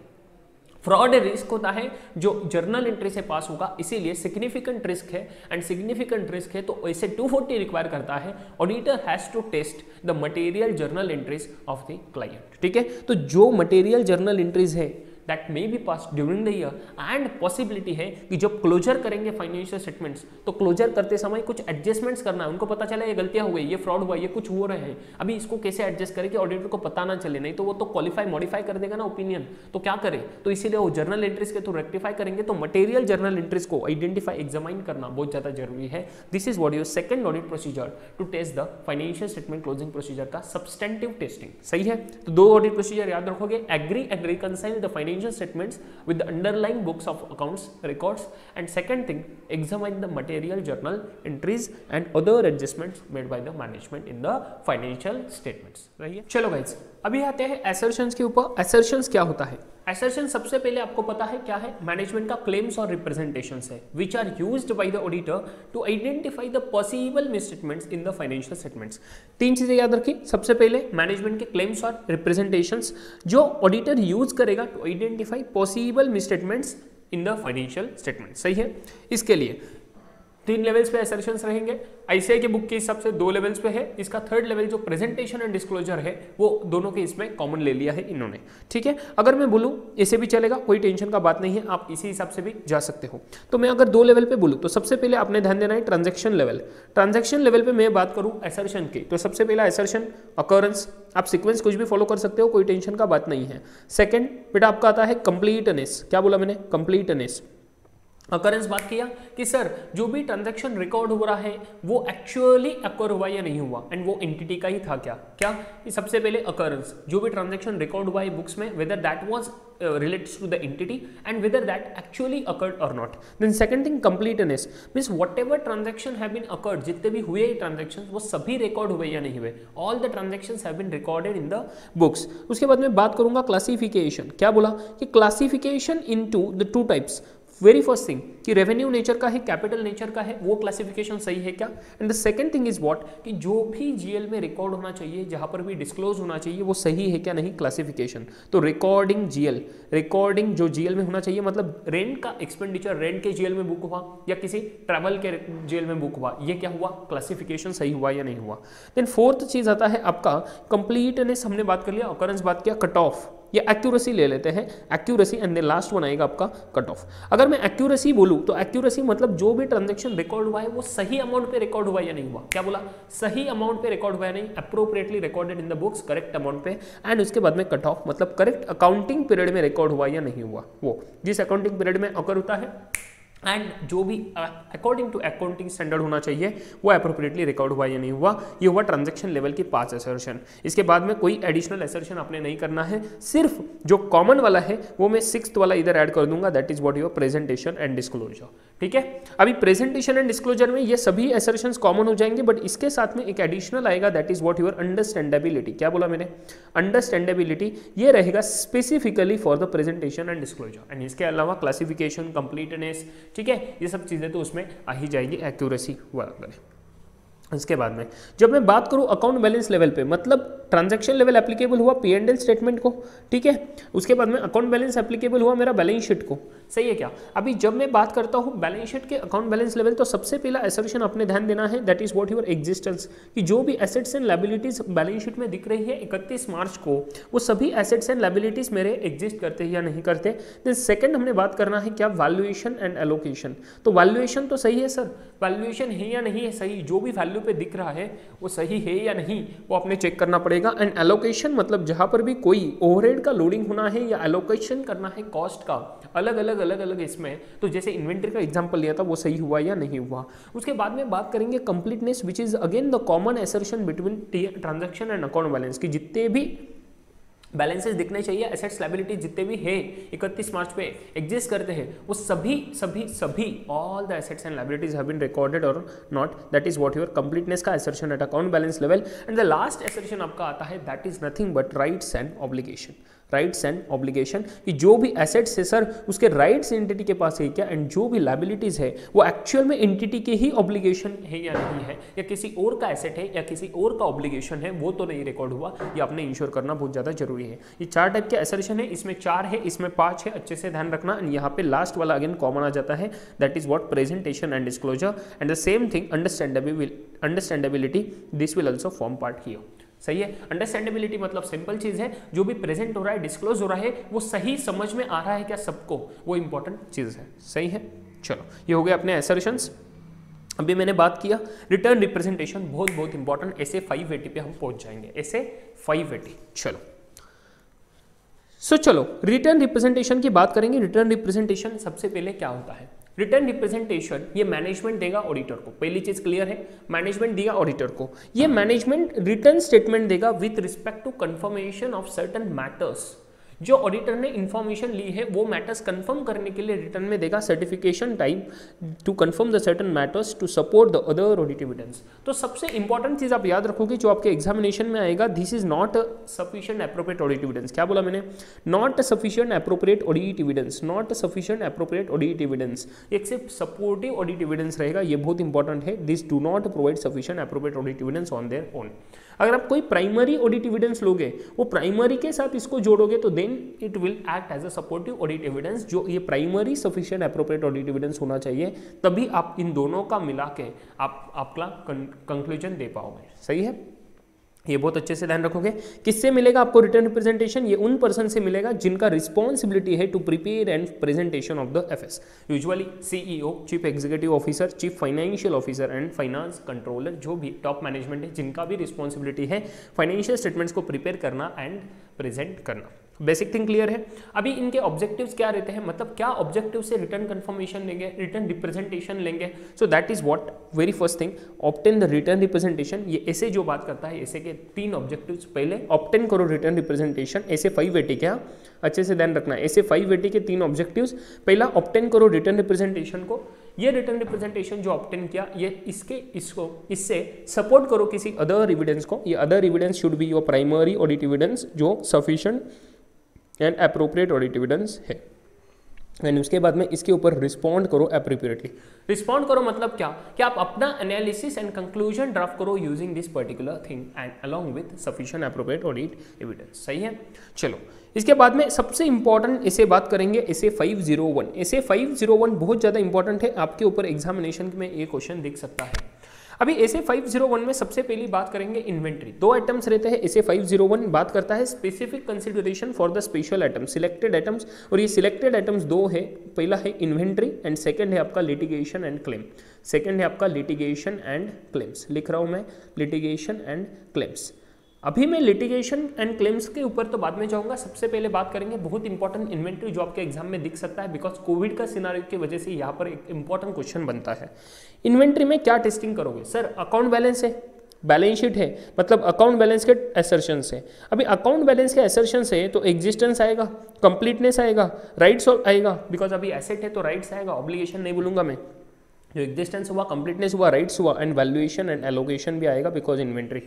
सही है, तो 4 असर्शन टेस्ट करोगे एंड इसके साथ आप टेस्ट करोगे प्रेजेंटेशन एंड डिस्क्लोजर। अभी सबसे पहले अगर आपको एग्जिस्टेंस का असर्शन टेस्ट करना है, existence and condition of inventory कि जो 31 मार्च को बैलेंस शीट में एग्जिस्टेंस दिख रहा है, ये बैलेंस शीट हुआ, यहाँ पे इन्वेंट्री कुछ दिख रहा है, तो ये जो मेरा लेट से बोलूँ 10 करोड़ का इन्वेंट्री।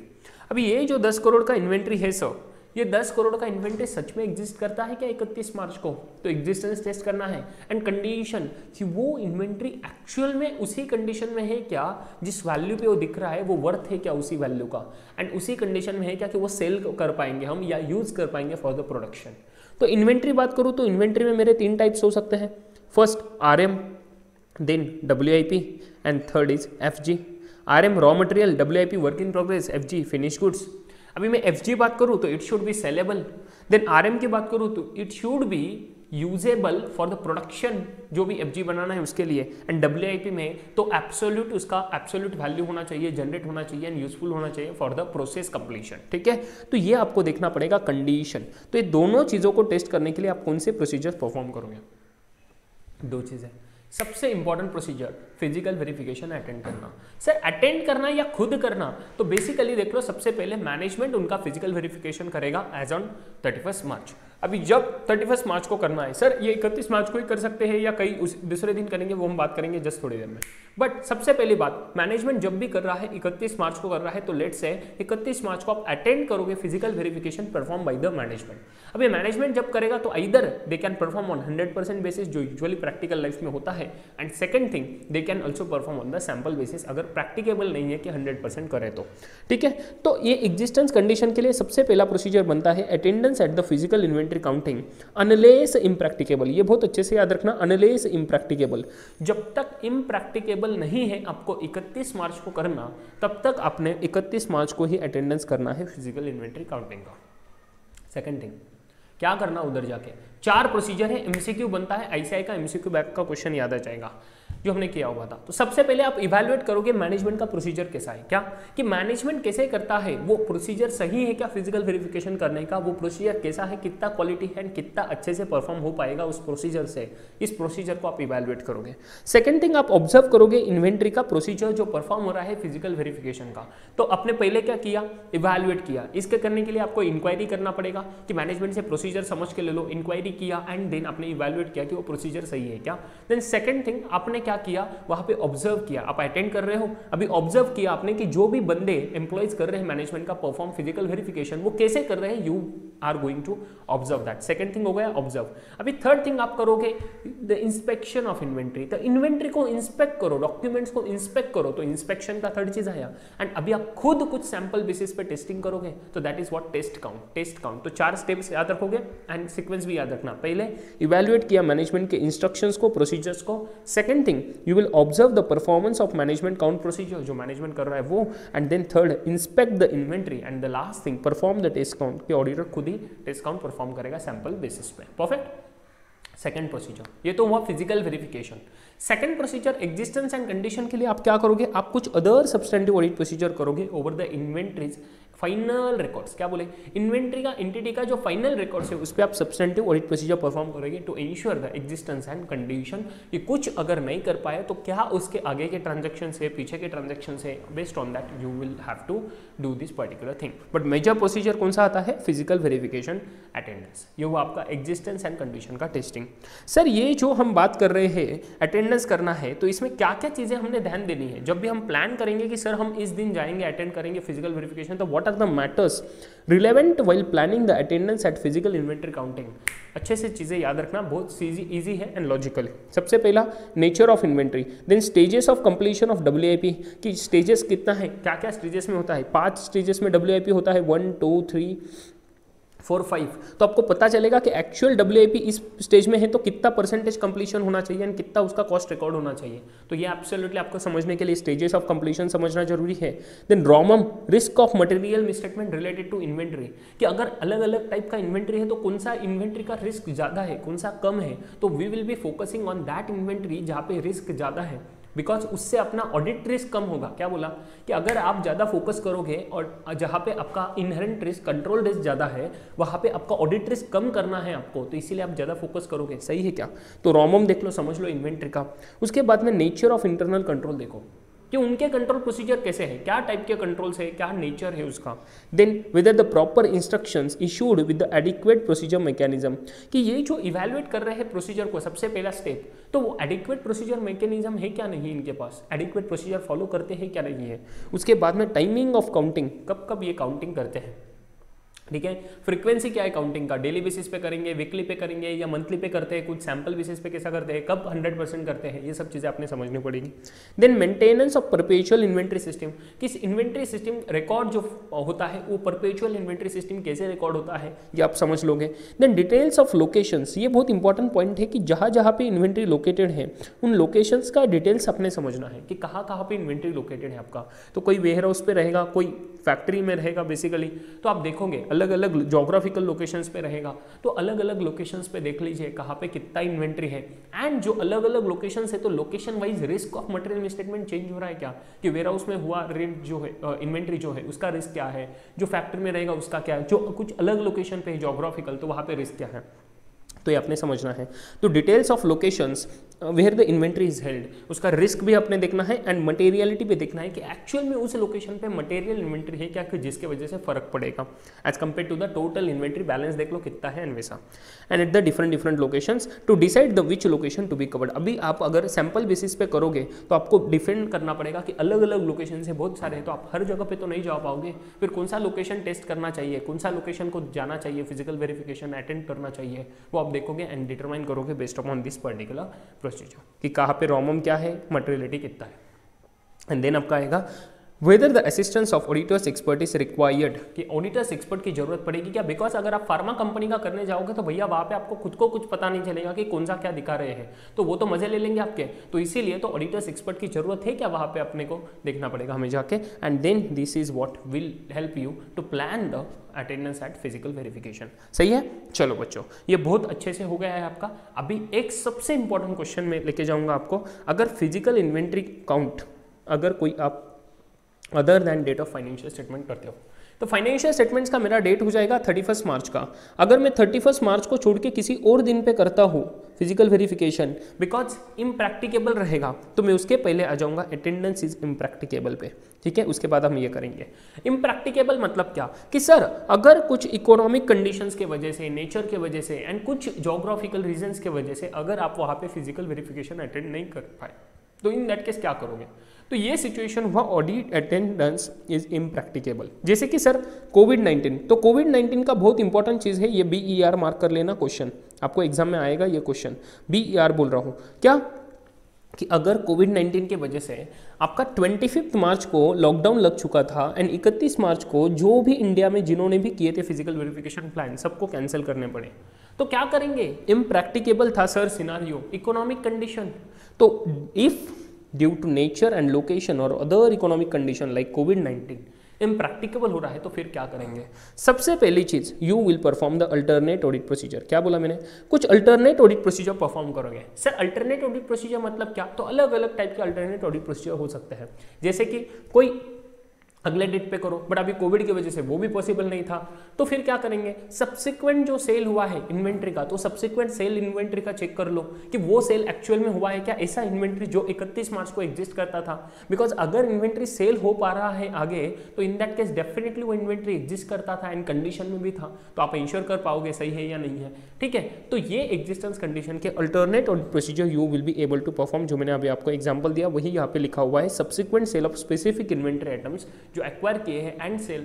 बेसिकली इन्वेंट्री एग्जिस्ट करता था 31 मार्च के पहले, डेट ऑफ इन्वेंट्री के पहले, तो डेफिनेटली वो आपको पता चल जाएगा सही है या नहीं है, एग्जिस्टेंस का आप ले पाओगे। बट ये अल्टरनेट हुआ, ठीक है, जब इम्प्रैक्टिकेबल है तभी आप ये करोगे। सर अभी ये अल्टरनेट कर लिए to obtain the sufficient appropriate audit evidence, but आपको इससे भी सफिशिएंट एप्रोप्रिएट ऑडिट एविडेंस नहीं मिल रहा है, इफ नॉट पॉसिबल, तो आप क्या करोगे? देन मॉडिफाई करोगे ओपिनियन इन अकॉर्डेंस विद ऐसे 705। तो 705 के हिसाब से आपको मॉडिफिकेशन ऑफ ओपिनियन देना पड़ेगा। क्यों सर मॉडिफिकेशन? बिकॉज हमने देखा है unable to obtain the sufficient appropriate audit evidence, ऐसे 705 का पॉइंट पे आ जाना। ऐसे 705 के पॉइंट में हमने क्या देखा था कि अगर sir sufficient appropriate audit evidence, में चार्ट बना रहा हूं, अच्छे से ध्यान देके समझ लेना, सफिशिएंट एप्रोप्रिएट ऑडिट एविडेंस मिला है या नहीं मिला है, एंड जो मिसस्टेटमेंट है वो मटेरियल है, मटेरियल मिसस्टेटमेंट है बट नॉट परवेजिव है एंड परवेजिव है। अगर मैं इन्वेंट्री की बात करूं तो लेट्स मैं मान रहा हूं कि नॉट परवेजिव है, बहुत ज्यादा रिस्क नहीं है, तो इन दैट केस आपका क्वालिफाइड ओपिनियन आएगा इस केस में, इस केस में भी। अगर आपको सफिशिएंट मिले तो भी क्वालिफाइड, नहीं मिले तो भी क्वालिफाइड। अभी इस केस में तो आपके पास सफिशिएंट एप्रोप्रिएट ऑडिट एविडेंस है नहीं, तो फिर आपका नॉट परवेजिव है, तो कौन सा ओपिनियन? Qualified opinion. अगर सर परवेजिव हो जाता है तो इन दैट केस आपका आ जाएगा डिस्क्लेमर ऑफ ओपिनियन, यानी डिस्क्लेमर का ओपिनियन आपका यहाँ पे बैठेगा। एंड अगर सफिशिएंट एप्रोप्रिएट ऑडिट एविडेंस मिलता है तो क्या? तो यहाँ पे एडवर्स ओपिनियन। ये इसे 705 बात करता है, आपने अच्छे से ध्यान देना है, बहुत इंपॉर्टेंट पॉइंट है आपका, जो ऑडिट रिपोर्ट में हम रिवाइज करेंगे फिर से। ओके, तो ये सीन आपका हो गया। अभी इसमें सबसे इंपॉर्टेंट क्वेश्चन जो एग्जामिनेशन के लिए बनता है कि मैटर ऑफ जनरल इनकन्वीनियंस, कि अगर आप बोल रहे हो कि सर हमें कन्वीनियंट नहीं है फिजिकल वेरिफिकेशन करना, but due to difficulty of क्या रीजन देके बोल रहे हो कि डिफिकल्टी ऑफ टाइम, डिफिकल्टी है या टाइम है या कॉस्ट इन्वॉल्व है, कि मैं बोल रहा हूँ मैं पुणे में बैठा हूँ एंड मुझे कश्मीर में इन्वेंट्री वेरिफिकेशन करना पॉसिबल नहीं है बिकॉज बहुत ज़्यादा टाइम लगेगा, बहुत ज़्यादा कॉस्ट लगेगा, या मेरे लिए डिफिकल्ट है वहाँ पे जाना, तो अरे यार unless and until impracticable scenario due to economic condition और ड्यू टू वहाँ का जोग्राफिकल लोकेशन, तो डेफिनेटली आप ये नहीं कर पाओगे। So including difficulty, time and cost, you can not give the reason कि भैया ये इम्प्रैक्टिकेबल के रीजन नहीं बन सकते, this is not sufficient to support the decision by the auditor that the attendance is impracticable. बहुत अच्छे से याद रखना, ये बहुत इंपॉर्टेंट चीज होता है, सही है। तो matter of general inconvenience is not allowed, सही है। चलो, सो अभी हमने बात किया, ये तो इम्प्रैक्टिकेबल हो गया, ठीक है सर। अभी इम्प्रैक्टिकल केस में हमने अल्टरनेट ऑडिट प्रोसीजर कर रहे हैं, अभी अल्टरनेट ऑडिट प्रोसीजर करेंगे। या सर अगर अल्टरनेट में हम फॉलो करते हैं कि 31 मार्च को नहीं कर पाए बट हमने 10 दिन बाद कर लिया, तो 10 दिन बाद करेंगे, तो if the inventory is verified as other date other than the financial statement date, तो फिर क्या? तो आपने कुछ एडिशनल ऑडिट प्रोसीजर परफॉर्म करने हैं, एडिशनल ऑडिट प्रोसीजर परफॉर्म करने पड़ेंगे। कैसे? कि आपने अगर किया 31 मार्च को छोड़ के 10th ऑफ अप्रैल को आपने फिजिकल वेरिफिकेशन किया, तो इन दोनों डेट्स के बीच में, ये पूरे पीरियड में कितने भी ट्रांजैक्शंस हुए तो वो सभी ट्रांजैक्शंस उन सैंपल इन्वेंट्री आइटम्स के लिए अपने 100% टेस्ट करना पड़ेगा। सो ये ट्रांजैक्शंस किसके सर? ये ट्रांजैक्शंस आपके रहेंगे बेटा, सबसे इंपॉर्टेंट चीज, this will be your either inward का ट्रांजैक्शन मतलब परचेस और आउटवर्ड का ट्रांजैक्शन। क्या बोला मैंने? इनवर्ड और आउटवर्ड, बिकॉज उसके वजह से आपका इन्वेंट्री चेंज हो रहा है। तो you will have to test the inward transaction, outward transaction of all the sample inventory. जो भी सैंपल इन्वेंट्री आप यहाँ पे फिजिकल वेरिफिकेशन कर रहे हो उन सब का 100% ट्रांजैक्शंस आपके करना पड़ेगा। इधर आप सैंपल नहीं कर पाओगे, नॉट सैंपलिंग। सैंपलिंग यहाँ पे नहीं कर पाओगे आप। जो भी सैंपल इन्वेंट्री ले रहे हो उनका सबका 100% देखना पड़ेगा बहुत अच्छे से, ठीक है। तो ये हुआ आपका एडिशनल प्रोसीजर। क्या कि आपने मूवमेंट से टेस्ट करने हैं between the date of financial statements and actual inventory count date, सही है। तो ये दोनों डेट के बीच में के मूवमेंट्स आपने देखने हैं and controls in such case has to be tested कि इन्वेंट्री का इनके पास क्या कंट्रोल है, मैनेजमेंट ने कैसे इंश्योर किया कि 31 मार्च को ये इन्वेंट्री एग्जिस्ट करता था। बिकॉज अगर हम नहीं कर पाए तो वो भी नहीं कर पाए होंगे।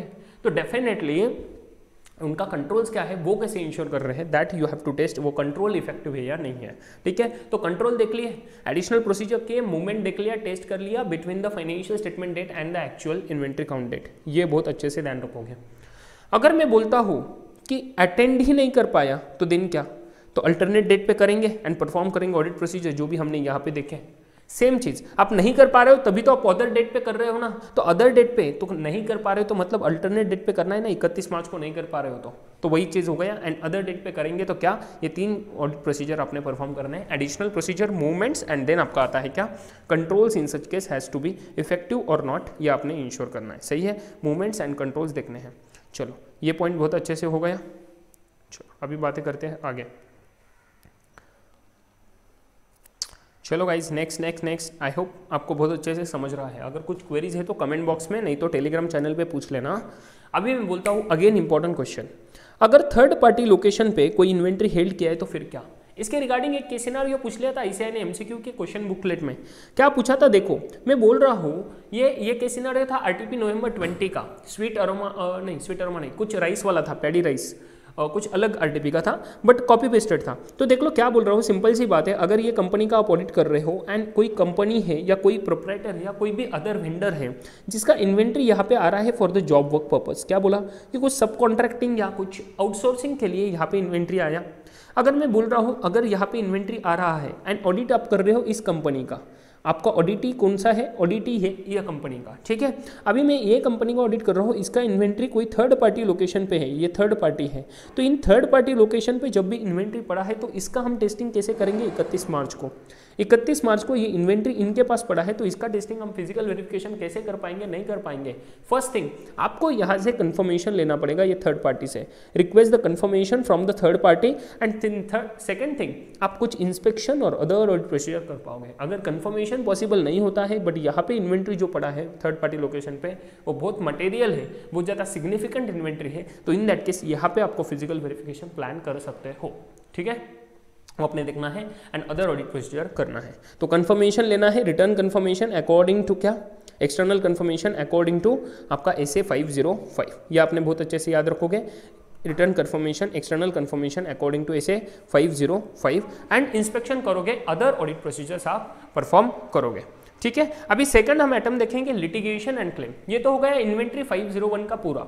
अभी हम बात करेंगे लिटिगेशन एंड क्लेम। तो लिटिगेशन एंड क्लेम के लिए आप 3 ऑडिट प्रोसीजर याद रखोगे। सबसे पहले आप इंक्वायरी करोगे मैनेजमेंट से कि भैया आपको क्या क्या पता है, बताओ हमें सब चीज़ें, क्या कि जो इसे लिटिगेशन से, क्लेम से, जिनका फाइनेंशियल स्टेटमेंट्स पे इंपैक्ट आता है, कॉन्टिजेंट लायबिलिटी या प्रोविजन बनाना चाहिए, आपको कौन से लिटिगेशन क्लेम्स पता है वो हमें सब बताइए इन्फॉर्मेशन।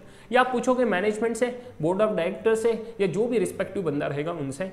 ये इंटरनल लीगल काउंसिल है, कोई legal in house legal team है तो उनसे आप बात करोगे मैनेजमेंट के साथ। सेकंड, अगर कोई मैनेजमेंट एंटिटी किसी थर्ड पार्टी से वो सर्विस लेता है कि लीगल गाइडेंस लेता है, प्रोफेशनल सर्विसेज लेता है, तो वो third party external legal council से आप बात क्या करोगे एंड उनसे आप डिस्कशन करोगे।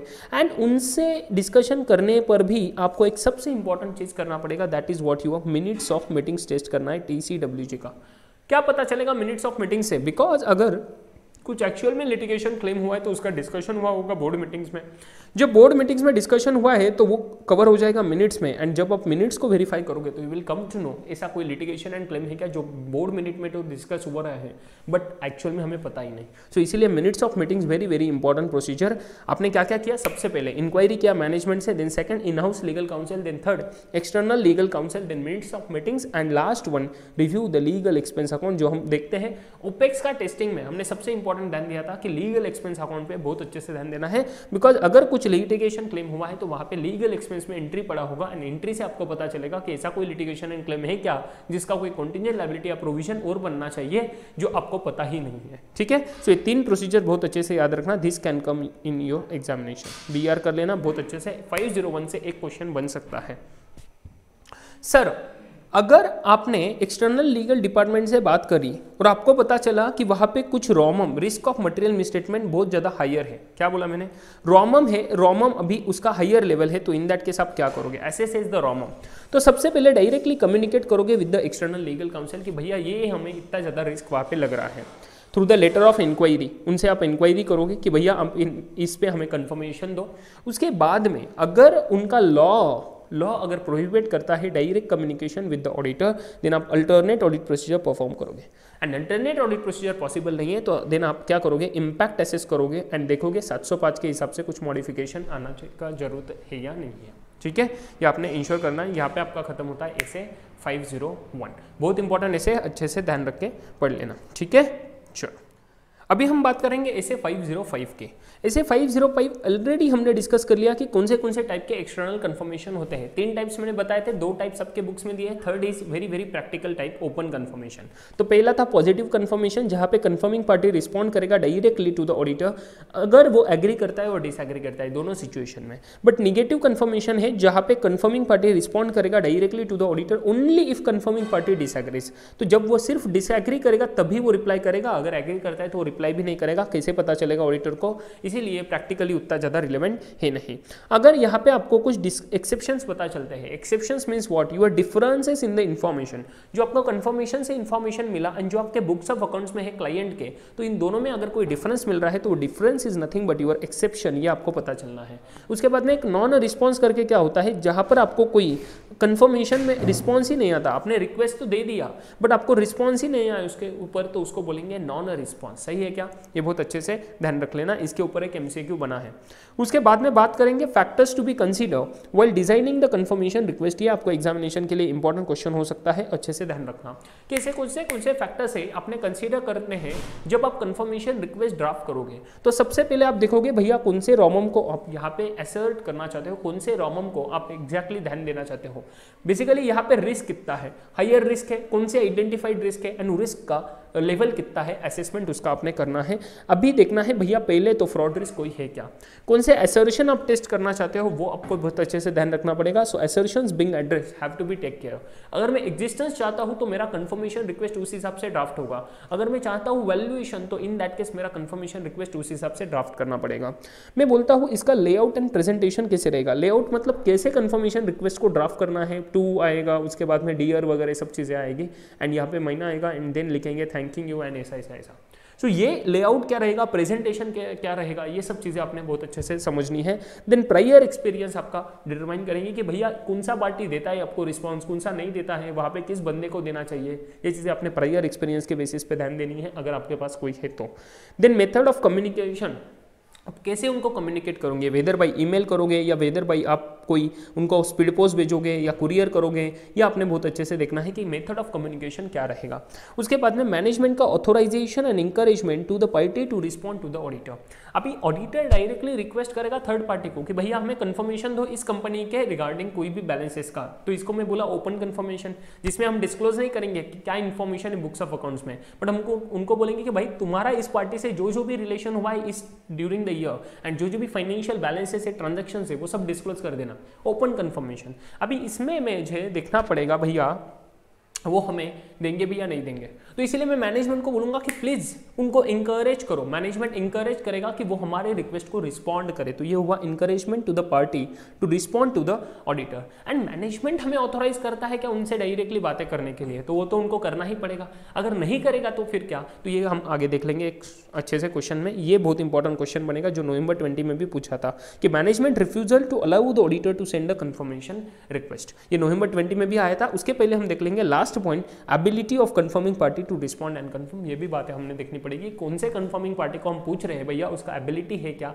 एंड वो चाहता है क्या, विलिंगनेस, ये बहुत इंपॉर्टेंट है। Ability of the confirming party ये हमें देखना पड़ेगा व्हाइल डिजाइनिंग कंफर्मेशन रिक्वेस्ट। अगर सर मैनेजमेंट आपको रिफ्यूज करे, मैनेजमेंट बोल रहा है कि सर आप भेज ही नहीं पाओगे कंफर्मेशन, हम अलाउ नहीं करते आपको कंफर्मेशन भेजने के लिए, हम पूछेंगे भैया क्यों, तो इसीलिए हमने सबसे पहले इंक्वायरी किया to the management with respect to reasons of refusal, कि आप क्यों रीजन रिफ्यूज कर रहे हो, क्यों हमें भेजना नहीं चाहते हो, तो हमें क्यों अलाउ नहीं कर रहे हो, एंड देखेंगे उनका जो रीजन है वो वैलिड रीजन है या नहीं है। ठीक है, तो सबसे पहले इंक्वायर किया with the management with the reasons for refusal and देखा कि जो भी रीजंस दे रहा है मैनेजमेंट वो वैलिड है क्या। अगर वैलिड रीजन है तो देन आप अल्टरनेट ऑडिट प्रोसीजर परफॉर्म करोगे, अल्टरनेट ऑडिट प्रोसीजर परफॉर्म करोगे। बट अगर वैलिड नहीं है तो इन दैट केस क्या, हम असेस करेंगे implications of refusal on the ROMM, risk of material misstatement and NTE, nature, timing and extent of order auditor procedure, further audit procedure. And अगर sir हमने देखा अगर वैलिड है तो इन दैट केस आप अल्टरनेट ऑडिट प्रोसीजर परफॉर्म करोगे। ठीक है, अगर यहाँ पे आपको पता चला कि कोई ज़्यादा झोल हो रहा है एंड इसका रिस्क बहुत ही सिग्निफिकेंट है, इनका नेचर, टाइमिंग एंड एक्सटेंट में हम अदर प्रोसीजर्स नहीं परफॉर्म कर सकेंगे, अल्टरनेट भी परफॉर्म नहीं कर सकेंगे एंड हमें सफिशिएंट एप्रोप्रिएट ऑडिट एविडेंस नहीं मिलेगा, तो इन दैट केस आप देखोगे इम्पैक्ट ऑफ व्हाट 705 कि ओपिनियन क्या चला जाएगा, unable to obtain the sufficient appropriate audit evidence. Again not pervasive, not pervasive रहा तो क्वालिफाइड, अगर परवेजिव रहा तो डिस्क्लेमर ऑफ ओपिनियन। अभी यहाँ पे वैलिडिटी करते ही आपको पता चला कि ये जो रीजन दे रहा है ना सर, ये रीजन है अनरीजनेबल कि रीजन इनवैलिड है, रीजन है ही नहीं। अच्छा तो फिर क्या, if the refusal is unreasonable in the opinion of the auditor, तो ऑडिटर ने कम्युनिकेट करना है with TCWG as per as 260। तो 260 बात करता है जो सिर्फ ओल्ड कोर्स में एप्लीकेबल है कि सर ऑडिटर ने कम्युनिकेट करना पड़ेगा दो चार्ज विद गवर्नेंस को with respect to this observation and ये हमें अलाउड नहीं कर रहे हैं। अगर सर ये आपका TCWG से कम्युनिकेशन होने के बाद आपको पता चल रहा है कि इसका कोई मॉडिफिकेशन पे जरूरत इम्पैक्ट आएगा, तो एसेट की वो implications on the audit opinion due to same in accordance with SA 705, तो यहाँ पे देखोगे क्वालिफाइड जाएगा या फिर डिस्क्लेमर जाएगा based upon the pervasiveness of that risk. ठीक है, pervasiveness of that matter. Perfect, तो ये बात हमने कर ली। 705 के हिसाब से आपका ये जाएगा एंड इसके साथ हमने खत्म कर दिया आपका 505 का कंफर्मेशन रिक्वेस्ट। अभी नेक्स्ट बात करेंगे इसे 510 की। 510 बात करता है इनिशियल ऑडिट एंगेजमेंट। अभी इनिशियल ऑडिट एंगेजमेंट अभी किन किन टाइप का हो सकता है, सबसे पहले तो इनिशियल ऑडिट एंगेजमेंट होगा जहां पे आप फर्स्ट टाइम कोई ऑडिट कर रहे हो, उसके बाद में सर यह फर्स्ट टाइम ऑडिट कर रहे हो, आपका न्यू क्लाइंट है, क्या बोला मैंने, न्यू क्लाइंट है, फर्स्ट टाइम ऑडिट कर रहे हो। अगर मैं बोलूँ सर ये आपका पुराना क्लाइंट है, ओल्ड क्लाइंट है, बट इसके लिए आप और दूसरे कोई सर्विसेज देते थे but stat audit first time कर रहे हो, क्या बोला मैंने, statutory audit of first time कर रहे हो, तो इन दैट केस क्या, तो ये भी इनिशियल ऑडिट एंगेजमेंट हो जाएगा। एंड एक थर्ड सिनारियो होता है जहाँ पे कंपनी ही न्यू है, जिनका फर्स्ट टाइम ऑडिट हो रहा है, कंपनी ही न्यू है, न्यूली इनकॉर्पोरेट हुआ है एंड फर्स्ट ईयर है ऑडिट का, तो इन दैट केस भी ये इनिशियल ऑडिट एंगेजमेंट हो जाएगा। अभी जहाँ पे मैं बोल रहा हूँ कि कंपनी ही फर्स्ट टाइम कर रहा है ऑडिट, तो इन दैट केस तो ओपनिंग बैलेंसेस का कोई टेंशन नहीं आया। बट अगर मैं बोल रहा हूँ कि सर ये फर्स्ट टाइम हम कर रहे हैं, न्यू क्लाइंट है या कोई पुराना क्लाइंट है बट हम स्टैट ऑडिट उसका फर्स्ट टाइम कर रहे हैं, तो इन दैट केस तो यहाँ पे जो ओपनिंग बैलेंसेस रहेंगे, बिकॉज इन ओपनिंग बैलेंसेस के वजह से अपना क्लोजिंग बैलेंस पे कुछ फर्क पड़ सकता है, that's why opening balances has to be ensured सही है या नहीं है। तो ऐसे 510 इसी के रिगार्डिंग बात करता है with respect to initial audit engagement में ओपनिंग बैलेंसेस का टेस्टिंग करना is the responsibility of the auditor, statutory auditor. ठीक है, अभी जब हम बात कर रहे हैं इसके रिगार्डिंग, मतलब क्या कि प्रायर पीरियड इधर नॉट ऑडिटेड और audited by the predecessor auditor. Predecessor मतलब कोई दूसरा ऑडिटर, जो पुराना ऑडिटर था इनका वो, ठीक है। और इधर नॉट ऑडिटेड, तो नॉट ऑडिटेड का ये सिनारियो मैंने आपको बता दिया। अभी मैं बोलूँ इसके ऑब्जेक्टिव क्या है इसे 510 के, तो इसे 510 दो चीज़ें बताता है। सबसे पहली चीज़ बताता है कि ओपनिंग बैलेंसेस में कोई गड़बड़ है क्या, मिसस्टेटमेंट्स है क्या, वो आपने इंश्योर करना है कि कोई मिसस्टेटमेंट नहीं है। इसके लिए आपने sufficient appropriate audit evidence obtain करना है कि opening balances for misstatements that materially affect the current period financial statements, कि जिसका ऐसा ओपनिंग बैलेंसेस में मिसस्टेटमेंट रहेगा तो क्लोजिंग पे फर्क पड़ेगा, करंट पीरियड एफएस पे फर्क पड़ेगा, तो ऐसा कोई है क्या वो देखोगे। एंड सेकंड थिंग आप इंश्योर करोगे कि अकाउंटिंग पॉलिसी जो है एंटिटी के वो कंसिस्टेंट है या नहीं है, consistency of the accounting policies. But अगर कोई चेंजेस है तो इन दैट केस उस चेंजेस के रिगार्डिंग कोई अप्रोप्रिएट डिस्क्लोजर हुआ है क्या according to appropriate accounting standard. तो अगर कोई चेंजेस है तो in that case adequately present and disclosure हुआ है क्या in accordance with applicable financial reporting framework AS और Ind AS whichever is applicable to that entity. ये ऑब्जेक्टिव याद रखोगे। अभी ओपनिंग बैलेंस जब आपने टेस्टिंग करने हैं तो उसके लिए आप क्या क्या ऑडिट प्रोसीजर परफॉर्म करोगे, बहुत इंपॉर्टेंट क्वेश्चन है एग्जामिनेशन के लिए। तो सबसे पहले आप देखोगे कि लास्ट ईयर का प्रीवियस ऑडिट रिपोर्ट आप ऑडिटेड फाइनेंशियल स्टेटमेंट्स क्लाइंट से ले लोगे एंड देखोगे भैया उसमें जो क्लोजिंग बैलेंस दिख रहे हैं लास्ट ईयर का ऑडिटेड लोगे तो उसमें क्लोजिंग बैलेंस जो रहेगा with that is nothing but the opening balance. तो opening balances have been correctly brought forwarded to the current period, कि लास्ट ईयर से करेक्टली ब्रॉट फॉरवर्ड हुए हैं क्या करंट पीरियड में, ये फर्स्ट पॉइंट हुआ। देन सेकंड थिंग देखोगे अगर कुछ उसमें एडजस्टमेंट्स हुए हैं तो हमने देखा था AS1 बात करता है कि अगर कोई एडजस्टमेंट्स होता है लास्ट ईयर के इसमें तो उसका आपको सेपरेट डिस्क्लोजर करना पड़ेगा इन P&L। तो ये सेपरेट डिस्क्लोजर हुआ है क्या P&L में प्रायर पीरियड आइटम्स के रिगार्डिंग, वो आपने इंश्योर करना है। तो अगर कोई एडजस्टमेंट्स है तो in that case with disclose appropriately as prior period items in P&L, वो आपने इंश्योर करना है। उसके बाद में बोलूँ सर जो अकाउंटिंग पॉलिसीज है वो कंसिस्टेंट है या नहीं है, तो वो अप्रोप्रिएट है क्या, opening balances reflect application of appropriate accounting policies. Then fourth point आप देखोगे ऑडिटेड फाइनेंशियल कॉपीज ले लिया आपने, वो तो हम पहले ही ले लिए। एंड फिफ्थ आएगा आपका स्पेसिफिक ऑडिट प्रोसीजर आप परफॉर्म करोगे फॉर द ओपनिंग बैलेंसेस। तो कुछ ऐसे सिग्निफिकेंट रिस्क वाले आइटम है जहां पे फ्रॉड रिस्क हो सकता है, जैसे कि बैंक बैलेंस, कैश बैलेंस, तो इन दैट केस आप उसका स्पेसिफिक ऑडिट प्रोसीजर परफॉर्म करोगे जैसे आप क्लोजिंग के लिए करते हो। For example BRS bank reconciliation statement for the opening balance you have to perform if it is initial audit engagement. तो ये बहुत इंपॉर्टेंट पॉइंट्स है, 5 चीजें आप अच्छे से याद रखोगे, यहाँ पे आपका 510 कंप्लीट हो जाएगा।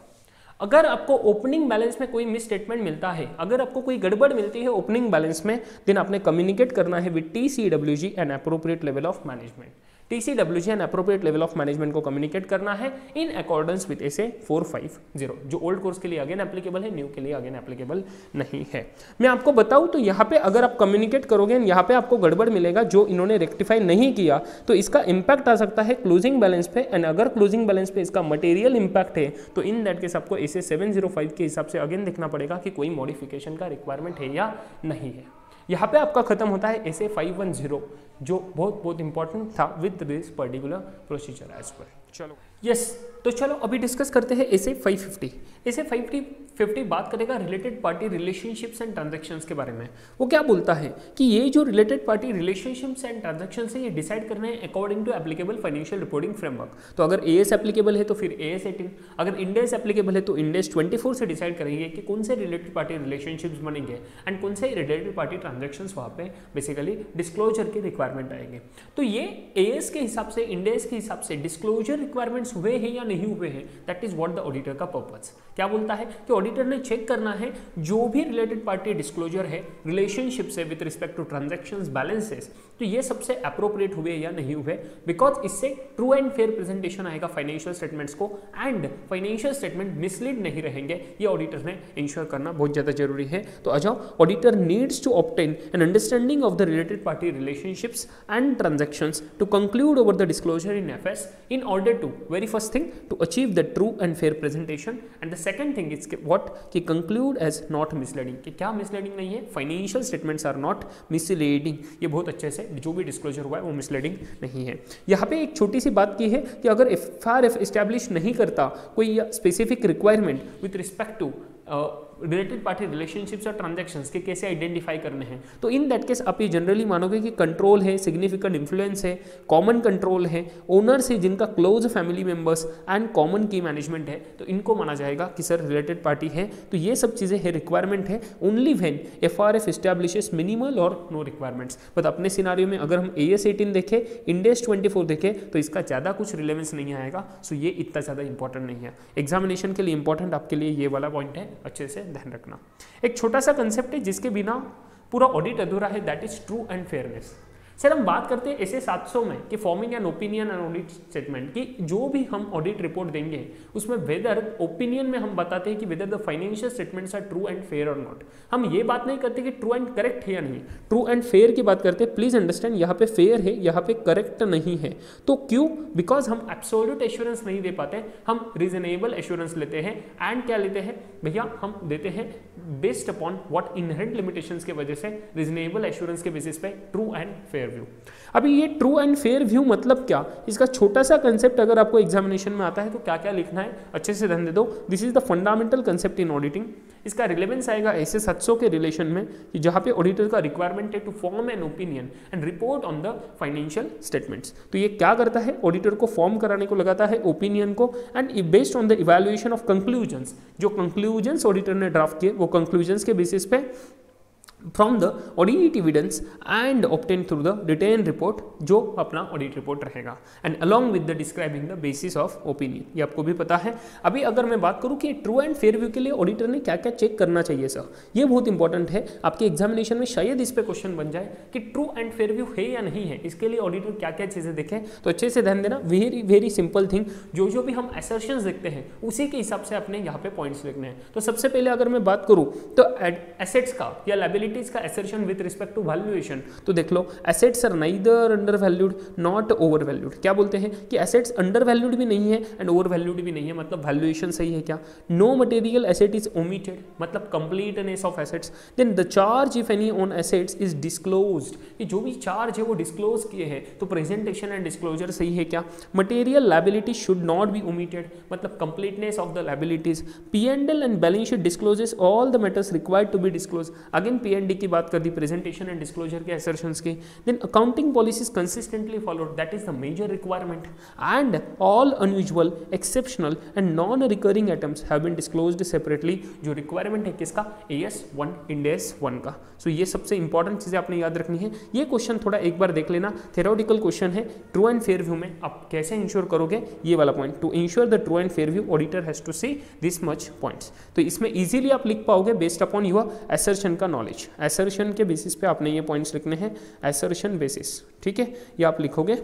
ओके चलो, इतनी छोटी छोटी बातें कर देनी थी मुझे। एंड अभी मैं सबसे इंपॉर्टेंट चीज़ों, दो एसेस पे आ जाऊंगा, एसे 560 एंड एसे 570। ये दो मेजर एसेस हम बात करेंगे, बहुत इंपॉर्टेंट एसेस है, एसे 560 एंड 570। सबसे पहले बात करेंगे एसे 560 के बारे में। एसे 560 बोलता है सब्सिक्वेंट इवेंट्स के बारे में। सब्सिक्वेंट इवेंट्स मतलब क्या सर, तो सब्सिक्वेंट इवेंट्स अपने देखे थे कि जो डेट ऑफ फाइनेंशियल स्टेटमेंट है, मतलब 31 मार्च, ये तो कभी जिंदगी में चेंज नहीं होगा इंडिया में अभी तो, है ना। उसके बाद में date of auditor's report, auditor's report की बात कर रहा हूं, तो ये मैंने एग्जांपल के लिए लेट से मान लो कि 25 जुलाई को ऑडिटर्स रिपोर्ट है, उसके बाद में date of financial statement issued, यहाँ पे गड़बड़ मत करना, ये ऑडिटर्स रिपोर्ट का डेट है, ये है फाइनेंशियल स्टेटमेंट इश्यूड, ये है फाइनेंशियल स्टेटमेंट का डेट 31 मार्च जहाँ पे एंड हुआ, एंड ये इश्यू किया मतलब AGM का डेट है, सही है। अभी मैंने ये 3 सिनारियोज दे दिए। मैं बोलता हूं कि जो भी इवेंट्स इन दोनों डेट्स के बीच में हुए, कौन से, ये फाइनेंशियल स्टेटमेंट से लेकर यहाँ तक डेट ऑफ ऑडिटर्स रिपोर्ट तक, ये है events occurring between the dates of financial statement and the auditor's report. Auditor has to perform, auditor ने परफॉर्म करने का ड्यूटी है, क्या ड्यूटी है, to perform the audit procedures on such events, कि इस पीरियड में पर्टिकुलरली जो भी इवेंट्स हुए रहेंगे इस पीरियड में, auditor has to perform the audit procedures on this events. अभी अगर सर इसके बाद कोई इवेंट होता है, तो रिपोर्ट के बाद अगर कोई इवेंट होता है तो फिर क्या, इन दैट सिनारियो ऑडिटर का कोई ड्यूटी नहीं है, no need to perform any audit procedures for these events. But auditor के कुछ रिस्पॉन्सिबिलिटीज है, but auditor has certain responsibilities, auditor के कुछ रिस्पॉन्सिबिलिटीज है, ये रिस्पॉन्सिबिलिटीज ध्यान रखना बहुत ज्यादा जरूरी है। ये रिस्पॉन्सिबिलिटीज की बातें करेंगे हम। चलो उसके पहले बात करेंगे क्या कि ऑब्जेक्टिव्स ऑफ द ऑडिटर क्या है with respect to this standard. Very first objective कि ऑब्टेन साई, सफिशिएंट एप्रोप्रिएट ऑडिट एविडेंस लेना है सर हमने। And second thing, respond appropriately to the facts, कि जो भी फैक्ट जो भी सब्सिक्वेंट इवेंट्स पता चल रहे हैं उन पे एप्रोप्रिएटली रिस्पॉन्ड करना है, अपना रिस्पॉन्सिबिलिटीज को फॉलो करना है। अभी सर अगर ये कोई प्रोसीजर जहाँ पे हमने प्रोसीजर परफॉर्म करना जरूरी है, events occurring between the date of financial statement and date of auditor's report, तो इन दोनों डेट के बीच में जो भी सब्सिक्वेंट इवेंट्स रहेंगे उनके लिए क्या ऑडिट प्रोसीजर्स है, ये आपका एग्जामिनेशन क्वेश्चन बन सकता है। क्या बोला मैंने, यहाँ पे एग्जामिनेशन क्वेश्चन बन सकता है कि सबसे पहले आपने देखना है कि सर क्या क्या यहाँ पे इवेंट्स हुए हैं, क्या क्या सब्सिक्वेंट इवेंट हुए, उनका अंडरस्टैंडिंग लो। देन सेकंड थिंग, इंक्वायर करो मैनेजमेंट को, तो पहले तो इंक्वायर कर लिया एंड इंक्वायर करके हमने क्या किया, अंडरस्टैंडिंग लिया विद द मैनेजमेंट प्रोसीजर, कि मैनेजमेंट कैसे आइडेंटिफाई करता है इन सब्सिक्वेंट इवेंट्स का इम्पैक्ट क्या रहेगा एंड कैसे वो एसेस करते हैं। सेकंड थिंग, आप खुद आइडेंटिफाई करोगे इंक्वायर करके एंड आप देखोगे भैया ऐसे कोई सब्सिक्वेंट इवेंट्स है क्या कि जिसके वजह से मेरे फाइनेंशियल स्टेटमेंट्स पे इम्पैक्ट आ सकता है। तो हमने जब अकाउंटिंग स्टैंडर्ड्स में देखे हैं कि फाइनेंशियल स्टेटमेंट्स पे इम्पैक्ट आ सकता है, ऐसे एडजस्टिंग इवेंट्स हो सकते हैं एंड नॉन एडजस्टिंग इवेंट्स भी हो सकते हैं, तो इसी के रिगार्डिंग अपने बातें करनी है। अगर एडजस्टिंग इवेंट्स है तो you shall ask the management कि भैया इसका इम्पैक्ट लेना पड़ेगा एंड बैलेंस शीट में चेंजेस करने पड़ेंगे, एडजस्टमेंट एंट्रीज करनी पड़ेंगी, अदरवाइज फिर एडजस्टमेंट एंट्रीज की जरूरत नहीं है, जो भी रिक्वायर्ड सिनारियो रहेगा उस हिसाब से। But you have to very first understand from the management कि उनका क्या प्रोसीजर है इनको आइडेंटिफाई करने के लिए and then how they go ahead with this particular thing. एक सेकेंड बस रुको।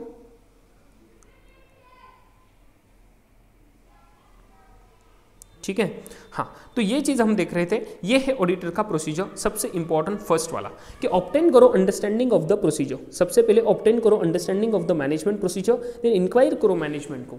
इसके बाद सबसे इंपॉर्टेंट आता है मिनट्स ऑफ मीटिंग्स को रीड करो। क्यों, ये कब के मिनट्स ऑफ मीटिंग्स है? These minutes of meetings are after the financial statement, after financial statement मतलब सब्सिक्वेंट पीरियड के मिनट्स ऑफ मीटिंग्स। क्या बोला मैंने, सब्सिक्वेंट पीरियड के मिनट्स ऑफ मीटिंग्स आपने रीड करने हैं and reading the interim financial statements अगर कोई एप्लीकेबल है तो, इफ एनी एप्लीकेबल। अगर एंटिटी का है एप्लीकेबल तो देन आप करोगे। कुछ एंटिटीज में रहते हैं क्या, MIS मंथली इंफॉर्मेशन सिस्टम, तो MIS का रिक्वायरमेंट्स रहता है जहां पे उनका मंथली क्लोजिंग होता है एंड फाइनेंशियल स्टेटमेंट्स के हिसाब से कुछ समरी रिपोर्ट्स बनते हैं। This you can definitely refer. इसके बिहाफ पे आपने बेसिकली मिनट्स तो सबसे इंपॉर्टेंट चीज चेक करनी है, इंक्वायरी का प्रोसीजर आपने करना है, अंडरस्टैंड करना है मैनेजमेंट के प्रोसीजर्स, ये है मैनेजमेंट के प्रोसीजर्स एंड देन आता है अगर इंटरिम फाइनेंशियल स्टेटमेंट्स है एप्लीकेबल तो इन दैट केस उनके अपने इंटरिम फाइनेंशियल स्टेटमेंट्स देखने हैं। These are the audit procedure relating to events between what, आपका फाइनेंशियल स्टेटमेंट का date and then audit report का डेट। ये दोनों डेट के बीच में जो भी आएगा वो आपने देखना है। इसके बाद में बात करेंगे अगर कोई sir after the date of auditor's report अगर कोई होता है but before the date of financial statements issued, मतलब ये आफ्टर द डेट ऑफ क्या है auditor's report but before the financial statement issued, मतलब अगर AGM के पहले कुछ होता है बट कुछ फर्क नहीं पड़ता, अगर AGM के बाद भी होता है या AGM के पहले भी कुछ पता चलता है, बट इन शॉर्ट अगर आपको after the date of auditor's report पता चलता है तो ये सबसे इंपॉर्टेंट चीज यहाँ पे दोनों प्रोसीजर सेम ही है। मतलब after the date of auditor's report रहने दो, फिर बीच में बिफोर AGM रहने दो या आफ्टर AGM रहने दो, प्रोसीजर्स एग्जैक्टली सेम। आपने क्या करना है अच्छे से ध्यान रख दो। प्रोसीजर्स परफॉर्म करने के audit procedure no duty but कुछ रिस्पॉन्सिबिलिटीज है, no obligation to perform any audit procedure but responsibilities है कुछ, वो क्या करने हैं, सबसे पहले discuss the matter with the management and अगर जरूरत पड़ी तो TCWG, तो सिग्निफिकेंस ऑफ मैटर पे बेसिस पे डिपेंड करेगा। देन सबसे पहले तो मैनेजमेंट से और TCWG से डिस्कस किया, देन डिटरमाइन करना है अगर FH जो फाइनेंशियल स्टेटमेंट जो साइन किए हैं उनमें कोई अमेंडमेंट की जरूरत है क्या कि FS में अमेंडमेंट की जरूरत है क्या, जो पहले ही साइन कर चुके हैं, जिसपे पहले ही ऑडिट रिपोर्ट इश्यू हो चुका है। सेकेंड थिंग, इंक्वायर करना है मैनेजमेंट को कैसे वो FS में मैटर एड्रेस करेंगे, कि जिसमें अभी जरूरत पड़ेगी तो वो FS में कैसे मैटर एड्रेस करेंगे, वो सबसे इंपॉर्टेंट चीज आपने पूछना है। 3 स्टेप्स, पहले तो इंक्वायरी करो, क्या इंक्वायरी करो मैनेजमेंट से कि ऐसे कुछ है क्या, TCWG से मैनेजमेंट से। देन डिटरमाइन करो FS में कोई जरूरत है क्या अमेंडमेंट की एंड ये मैनेजमेंट का क्या इंटेंशन है, कैसे वो FS में एड्रेस करेंगे, बिकॉज अल्टीमेट मैनेजमेंट का रिस्पॉन्सिबिलिटी रहता है FS का इशू करना। ठीक है, तो ये आप प्रोसीजर करोगे। अभी ये आपको AGM के पहले पता चले या बाद में पता चले, are you there with me, समझा आपने, एकदम वेरी गुड। परफेक्ट। ये होता है आपका सब्सिक्वेंट इवेंट्स। ये दो प्रोसीजर, इसमें से आपको कोई भी एक क्वेश्चन एग्जाम में आ सकता है, ये भी आप अच्छे से रिवाइज कर लेना, बहुत अच्छे से फाइनल दिमाग में बैठा देना। ओके चलो, अगर मैं बात करूं गोइंग कंसर्न 570 ऐसे 570 लास्ट ऐसे of this particular chapter, very very important going concern assumption. हम जब अकाउंटिंग में देखते हैं कि बेसिक प्रिंसिपल रहता है अकाउंटिंग का कि गोइंग कंसर्न बेसिस पे अकाउंटिंग करेंगे। अभी ये गोइंग कंसर्न बेसिस पे जो अकाउंटिंग करेंगे, ये ऑडिटर ने देखना है कि वो गोइंग कंसर्न का जो एजम्पशन है वो सही है या नहीं है। तो सबसे पहले ऐसे 570 के क्या ऑब्जेक्टिव्स है सर? तो ऑब्जेक्टिव्स में सबसे पहले मैनेजमेंट का रिटर्न रिप्रेजेंटेशन लेना जरूरी है।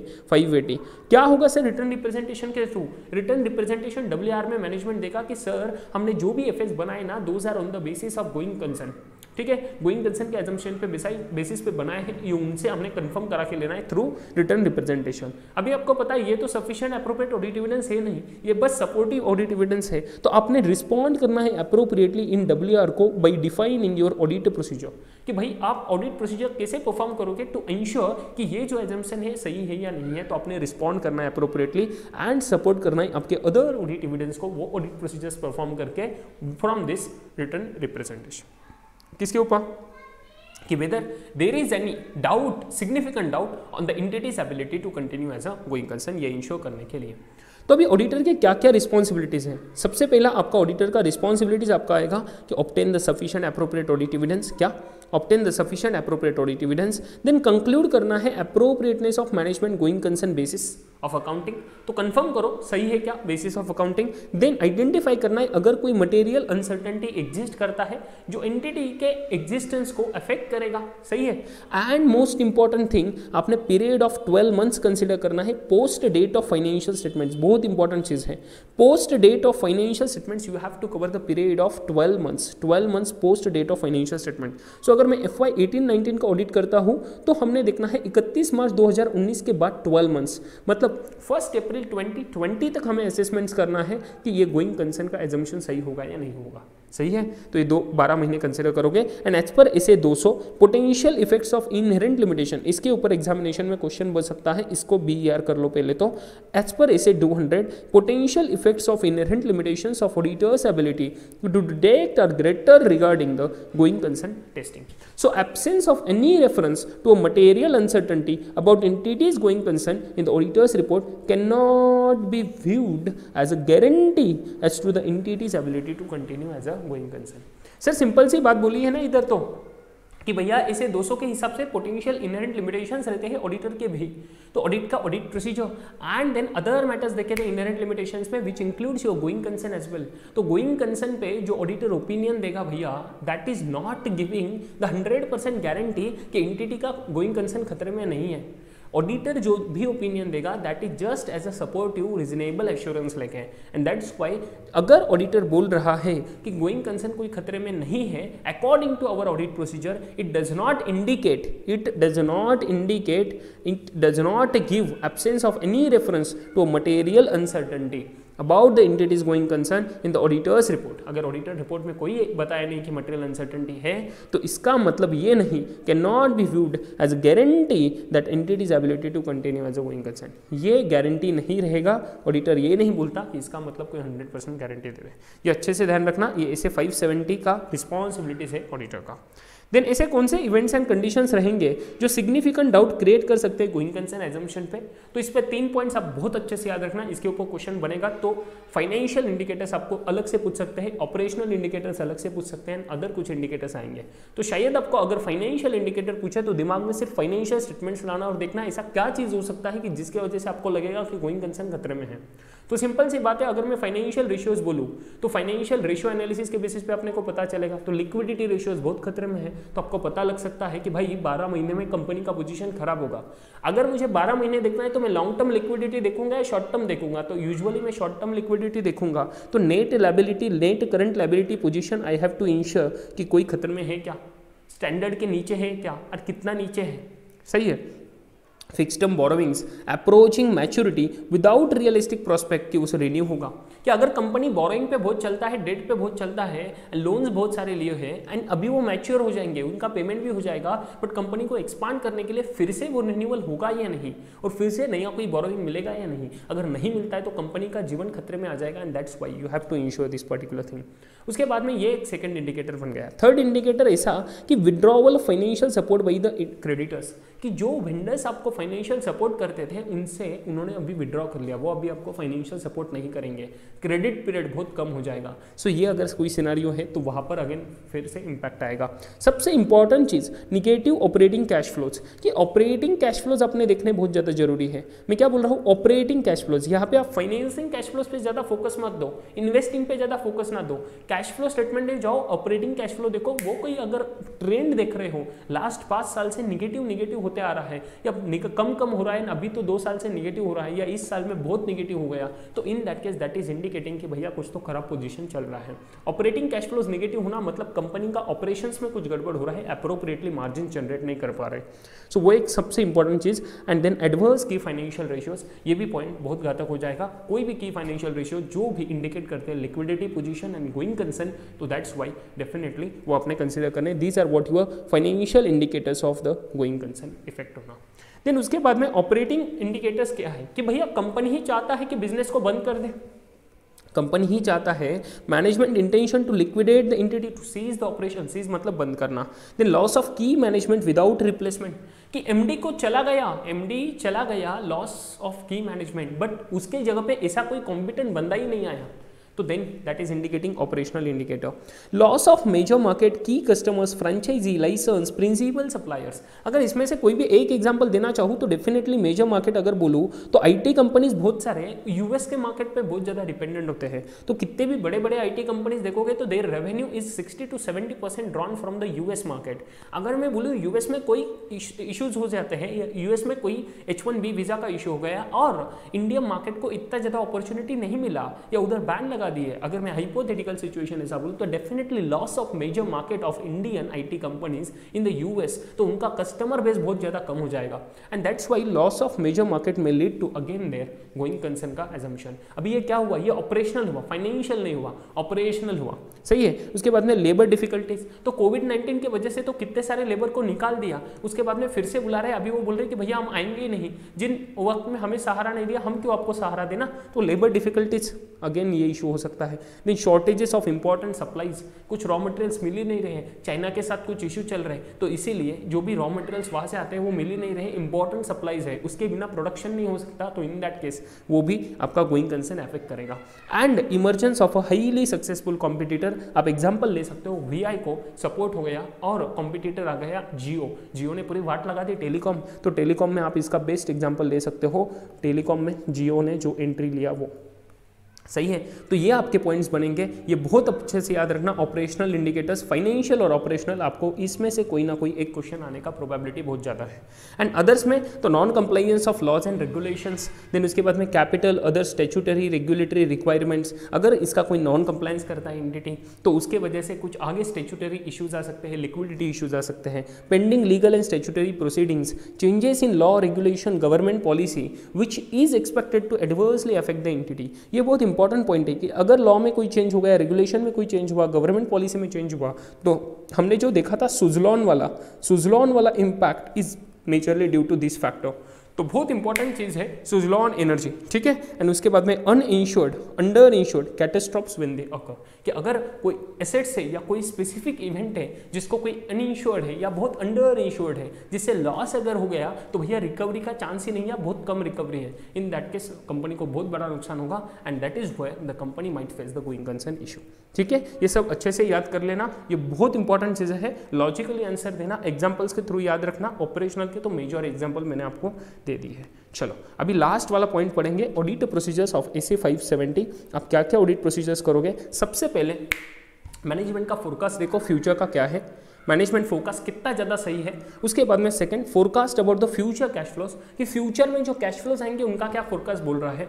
बट ये कैश फ्लोज मैनेजमेंट तो फोकस करके दे देगा, you have to evaluate that कि वो फोरकास्ट सही है क्या, मतलब लास्ट का ट्रेंड देखो कितना बढ़ रहा है एंड उसी के लाइन में है क्या नहीं है। या मैनेजमेंट बोल रहा है लास्ट 5 साल से हमारा रेवेन्यू 10% बढ़ रहा है और फोरकास्ट कर रहे हैं कि 50% बढ़ेगा हर साल, नहीं ना, इलॉजिकल है। तो ये से आपको चेक करना पड़ेगा कि वो forecast is in line with what the past indicators and trend is showing, सही है, ये आपने देखना है। Management plans for future actions, कि आगे आगे जो एक्शंस करेंगे भैया उसके लिए मैनेजमेंट का क्या प्लानिंग है, तो वो आपने इवैल्यूएट करना है कैसे है, उसका क्या इंपैक्ट होगा, वो कितना फिजिबल है, ठीक है। इंडस्ट्री के हिसाब से मैनेज करके देखो मैच हो रहा है क्या, इंडस्ट्री भी उतना ही रेट पे ग्रो करेगा क्या जितना एंटिटी एक्सपेक्ट कर रहा है, उनके कॉम्पिटिटर्स कितने हैं, कैसे मार्केट में आ रहे हैं, कितना मार्केट शेयर कम हो रहा है बढ़ रहा है, lot of factors need to consider.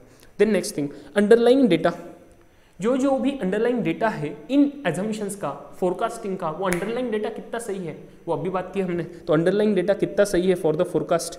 Then adequate support for the assumptions considered for the forecast, ये फोरकास्ट में जो भी एजम्पशंस लिए कि 10%, 20%, 50% पे ग्रो करेगा, वो एजम्पशन कितना सही है, कितना रीजनेबल है, वो आपको देखना पड़ेगा, जैसे हम मैनेजमेंट एस्टिमेट में टेस्टिंग करते हैं। देन ये सबसे important, requesting written representation from management for their future action plans and feasibility of such plans, कि जब हम ये ऑडिट प्रोसीजर किए कि मैनेजमेंट के plans for the future actions, तो इसके लिए हमें पता नहीं ना, ये तो वो बोल रहे हैं, ये इंक्वायरी प्रोसीजर हुआ, मोस्ट इफिशिएंट हुआ, इफेक्टिवनेस कैसे लाए, तो थोड़ा इफेक्टिवनेस लाने के लिए रिटर्न रिप्रेजेंटेशंस ले लो कि भाई जितनी भी बातें आपने हमें की वो सही है या नहीं, तो आप लिख के तो दे दो, लिख के दे दोगे तो मतलब रिटर्न एविडेंस बन जाएगा, थोड़ा तो इफेक्टिवनेस आएगा, ठीक है। इवन इफ सफिशिएंट अप्रोप्रिएट नहीं है बट थोड़ा तो आएगा ना, सपोर्टिव बनेगा। Next thing, interim financial statements available है तो वो टेस्टिंग करोगे। देन हम करेंगे मिनट्स ऑफ मीटिंग्स को रिव्यू, ये भी बातें कर ली थी। लीगल काउंसिल से हम बात करेंगे, तो एक्सटर्नल हो इंटरनल लीगल काउंसिल हो, तो पता चलेगा ऐसा कोई लिटिगेशन एंड क्लेम है क्या जिसके वजह से इनको बहुत ज़्यादा नुकसान होने वाला है, फ्यूचर में बहुत ज़्यादा प्रोबेबिलिटी है कि कैश फ्लो बहुत तगड़ा आउटफ्लो हो जाएगा, सही है। तो वो लीगल काउंसिल से इंक्वायरी करना है, एक्सटर्नल हो इंटरनल हो फर्क नहीं पड़ता, ठीक है। उसके बाद में ओपन ऑर्डर्स विद कस्टमर्स, कि कस्टमर्स को सेल करने का कितना ज़्यादा अभी हम ऑब्लिगेशन या बेसिकली ऑर्डर्स ले चुके हैं, तो ओपन ऑर्डर्स कितने एंटिटी के पास एंड वो कितना दिन तक उसको सस्टेन करा सकते हैं। We have to look at the 12 months next period, तो 12 मंथ्स में से कितना मेजर पीरियड वो कवर कर रहा है। उसके बाद में वेंडर के साथ कैपिटल एक्सपेंडिचर के साथ कोई ऑर्डर्स है क्या अगले आने वाले 12 महीने में या फ्यूचर में, बेसिकली वो देखना है कितना है। उसके बाद में confirming existence terms and adequacy of the borrowing facilities, कि कंपनी को अगर पैसा चाहिए रहेगा एक्सपेंशन करने के लिए तो बोरोइंग की फैसिलिटीज अवेलेबल है क्या, हाँ वो रिन्यू होगी या नहीं होगी। उसके बाद में obtaining and reviewing the reports of regulatory actions, कि जो statutory regulatory laws and regulations के अंडर इनको कोई प्रॉब्लम्स हो रहे हैं तो उनके एक्शंस के reports low, orders low and देखो कितना फिजिबिलिटी है, कंपनी को कुछ नुकसान होने का प्रोबेबिलिटी कितना है, ठीक है। एंड उसके बाद में adequacy of support from the planned disposal of assets, कि अगर ये एसेट्स का डिस्पोजल प्लान कर रहे हैं तो कैसे उसका इंपैक्ट आएगा एंड वो सपोर्ट इंटिटी को कैसे मिलेगा, कैसे उससे इंपैक्ट होगा and the asset liability balance sheet position and company's growth position. And the last one, support letter to be received from the holding company, जब होल्डिंग कंपनी सब्सिडरी कंपनी करेगा तो definitely subsidiary company को अगर कुछ issues हो रहे हैं तो then holding company can support that subsidiary company by giving the loans. तो अगर ये लोन देने की क्षमता रखेगा तो होल्डिंग कंपनी से कंफर्म करके लो कि भाई अगर सब्सिडरी जिसका हम ऑडिट कर रहे हैं, इसका हम ऑडिट कर रहे हैं, अगर ये कुछ प्रॉब्लम फेस करता है तो होल्डिंग आप सपोर्ट करोगे क्या इनको। अगर वो सपोर्ट करने के लिए रेडी है तो फिर तो कोई चिंता नहीं ना सब्सिडरी के गोइंग कंसर्न की, सही है। सो ये बहुत ज़्यादा इंपॉर्टेंट होता है, प्रैक्टिकल रिलेवेंट पॉइंट। यहाँ पे आपका ऐसे 570 गोइंग कंसर्न का खत्म होता है। इसके नीचे मैंने कुछ इलस्ट्रेशंस दिए हैं, इसका पीडीएफ कॉपी आपको मिल जाएगा description box of the video and मेरे टेलीग्राम चैनल पे बेसिकली मिल जाएगा। डिस्क्रिप्शन बॉक्स में मैंने टेलीग्राम चैनल का लिंक दिया है, आपको पीडीएफ वहाँ से मिल जाएगा। For other PDF also you can join the channel and अगर कुछ क्वेरीज रहेंगे तो definitely you can ask me. उस चैनल के एसोसिएटेड टेलीग्राम ग्रुप में lot of queries, every query is definitely entertain, so tension मत लेना and at the max possible, जितना भी जल्दी पॉसिबल होगा, I personally replies to all the queries, so don't worry at all. I hope आपको ये revisionary video of this chapter 3 which is use to be a बड़ा chapter, बहुत बड़ा chapter, इसमें 500 के मेजर पॉइंट्स कवर किए हैं एंड आई होप आपको ये पसंद आया है। अगर आपको पसंद आया है तो प्लीज़ इसको शेयर करना मत भूलिए एंड अगर आपके कुछ क्वेरीज रहेंगे, कमेंट्स रहेंगे तो please give your feedback in the comment box on my Telegram channel. Take care of yourself, like मत करना मत भूलिए प्लीज़ वीडियो को एंड शेयर करना भी मत भूलिए। एंड अगर आपको ऐसे ही बहुत सारे वीडियो चाहिए quality knowledge oriented, definitely subscribe भी करना मत भूलना चैनल को। Take care of yourself and bye bye.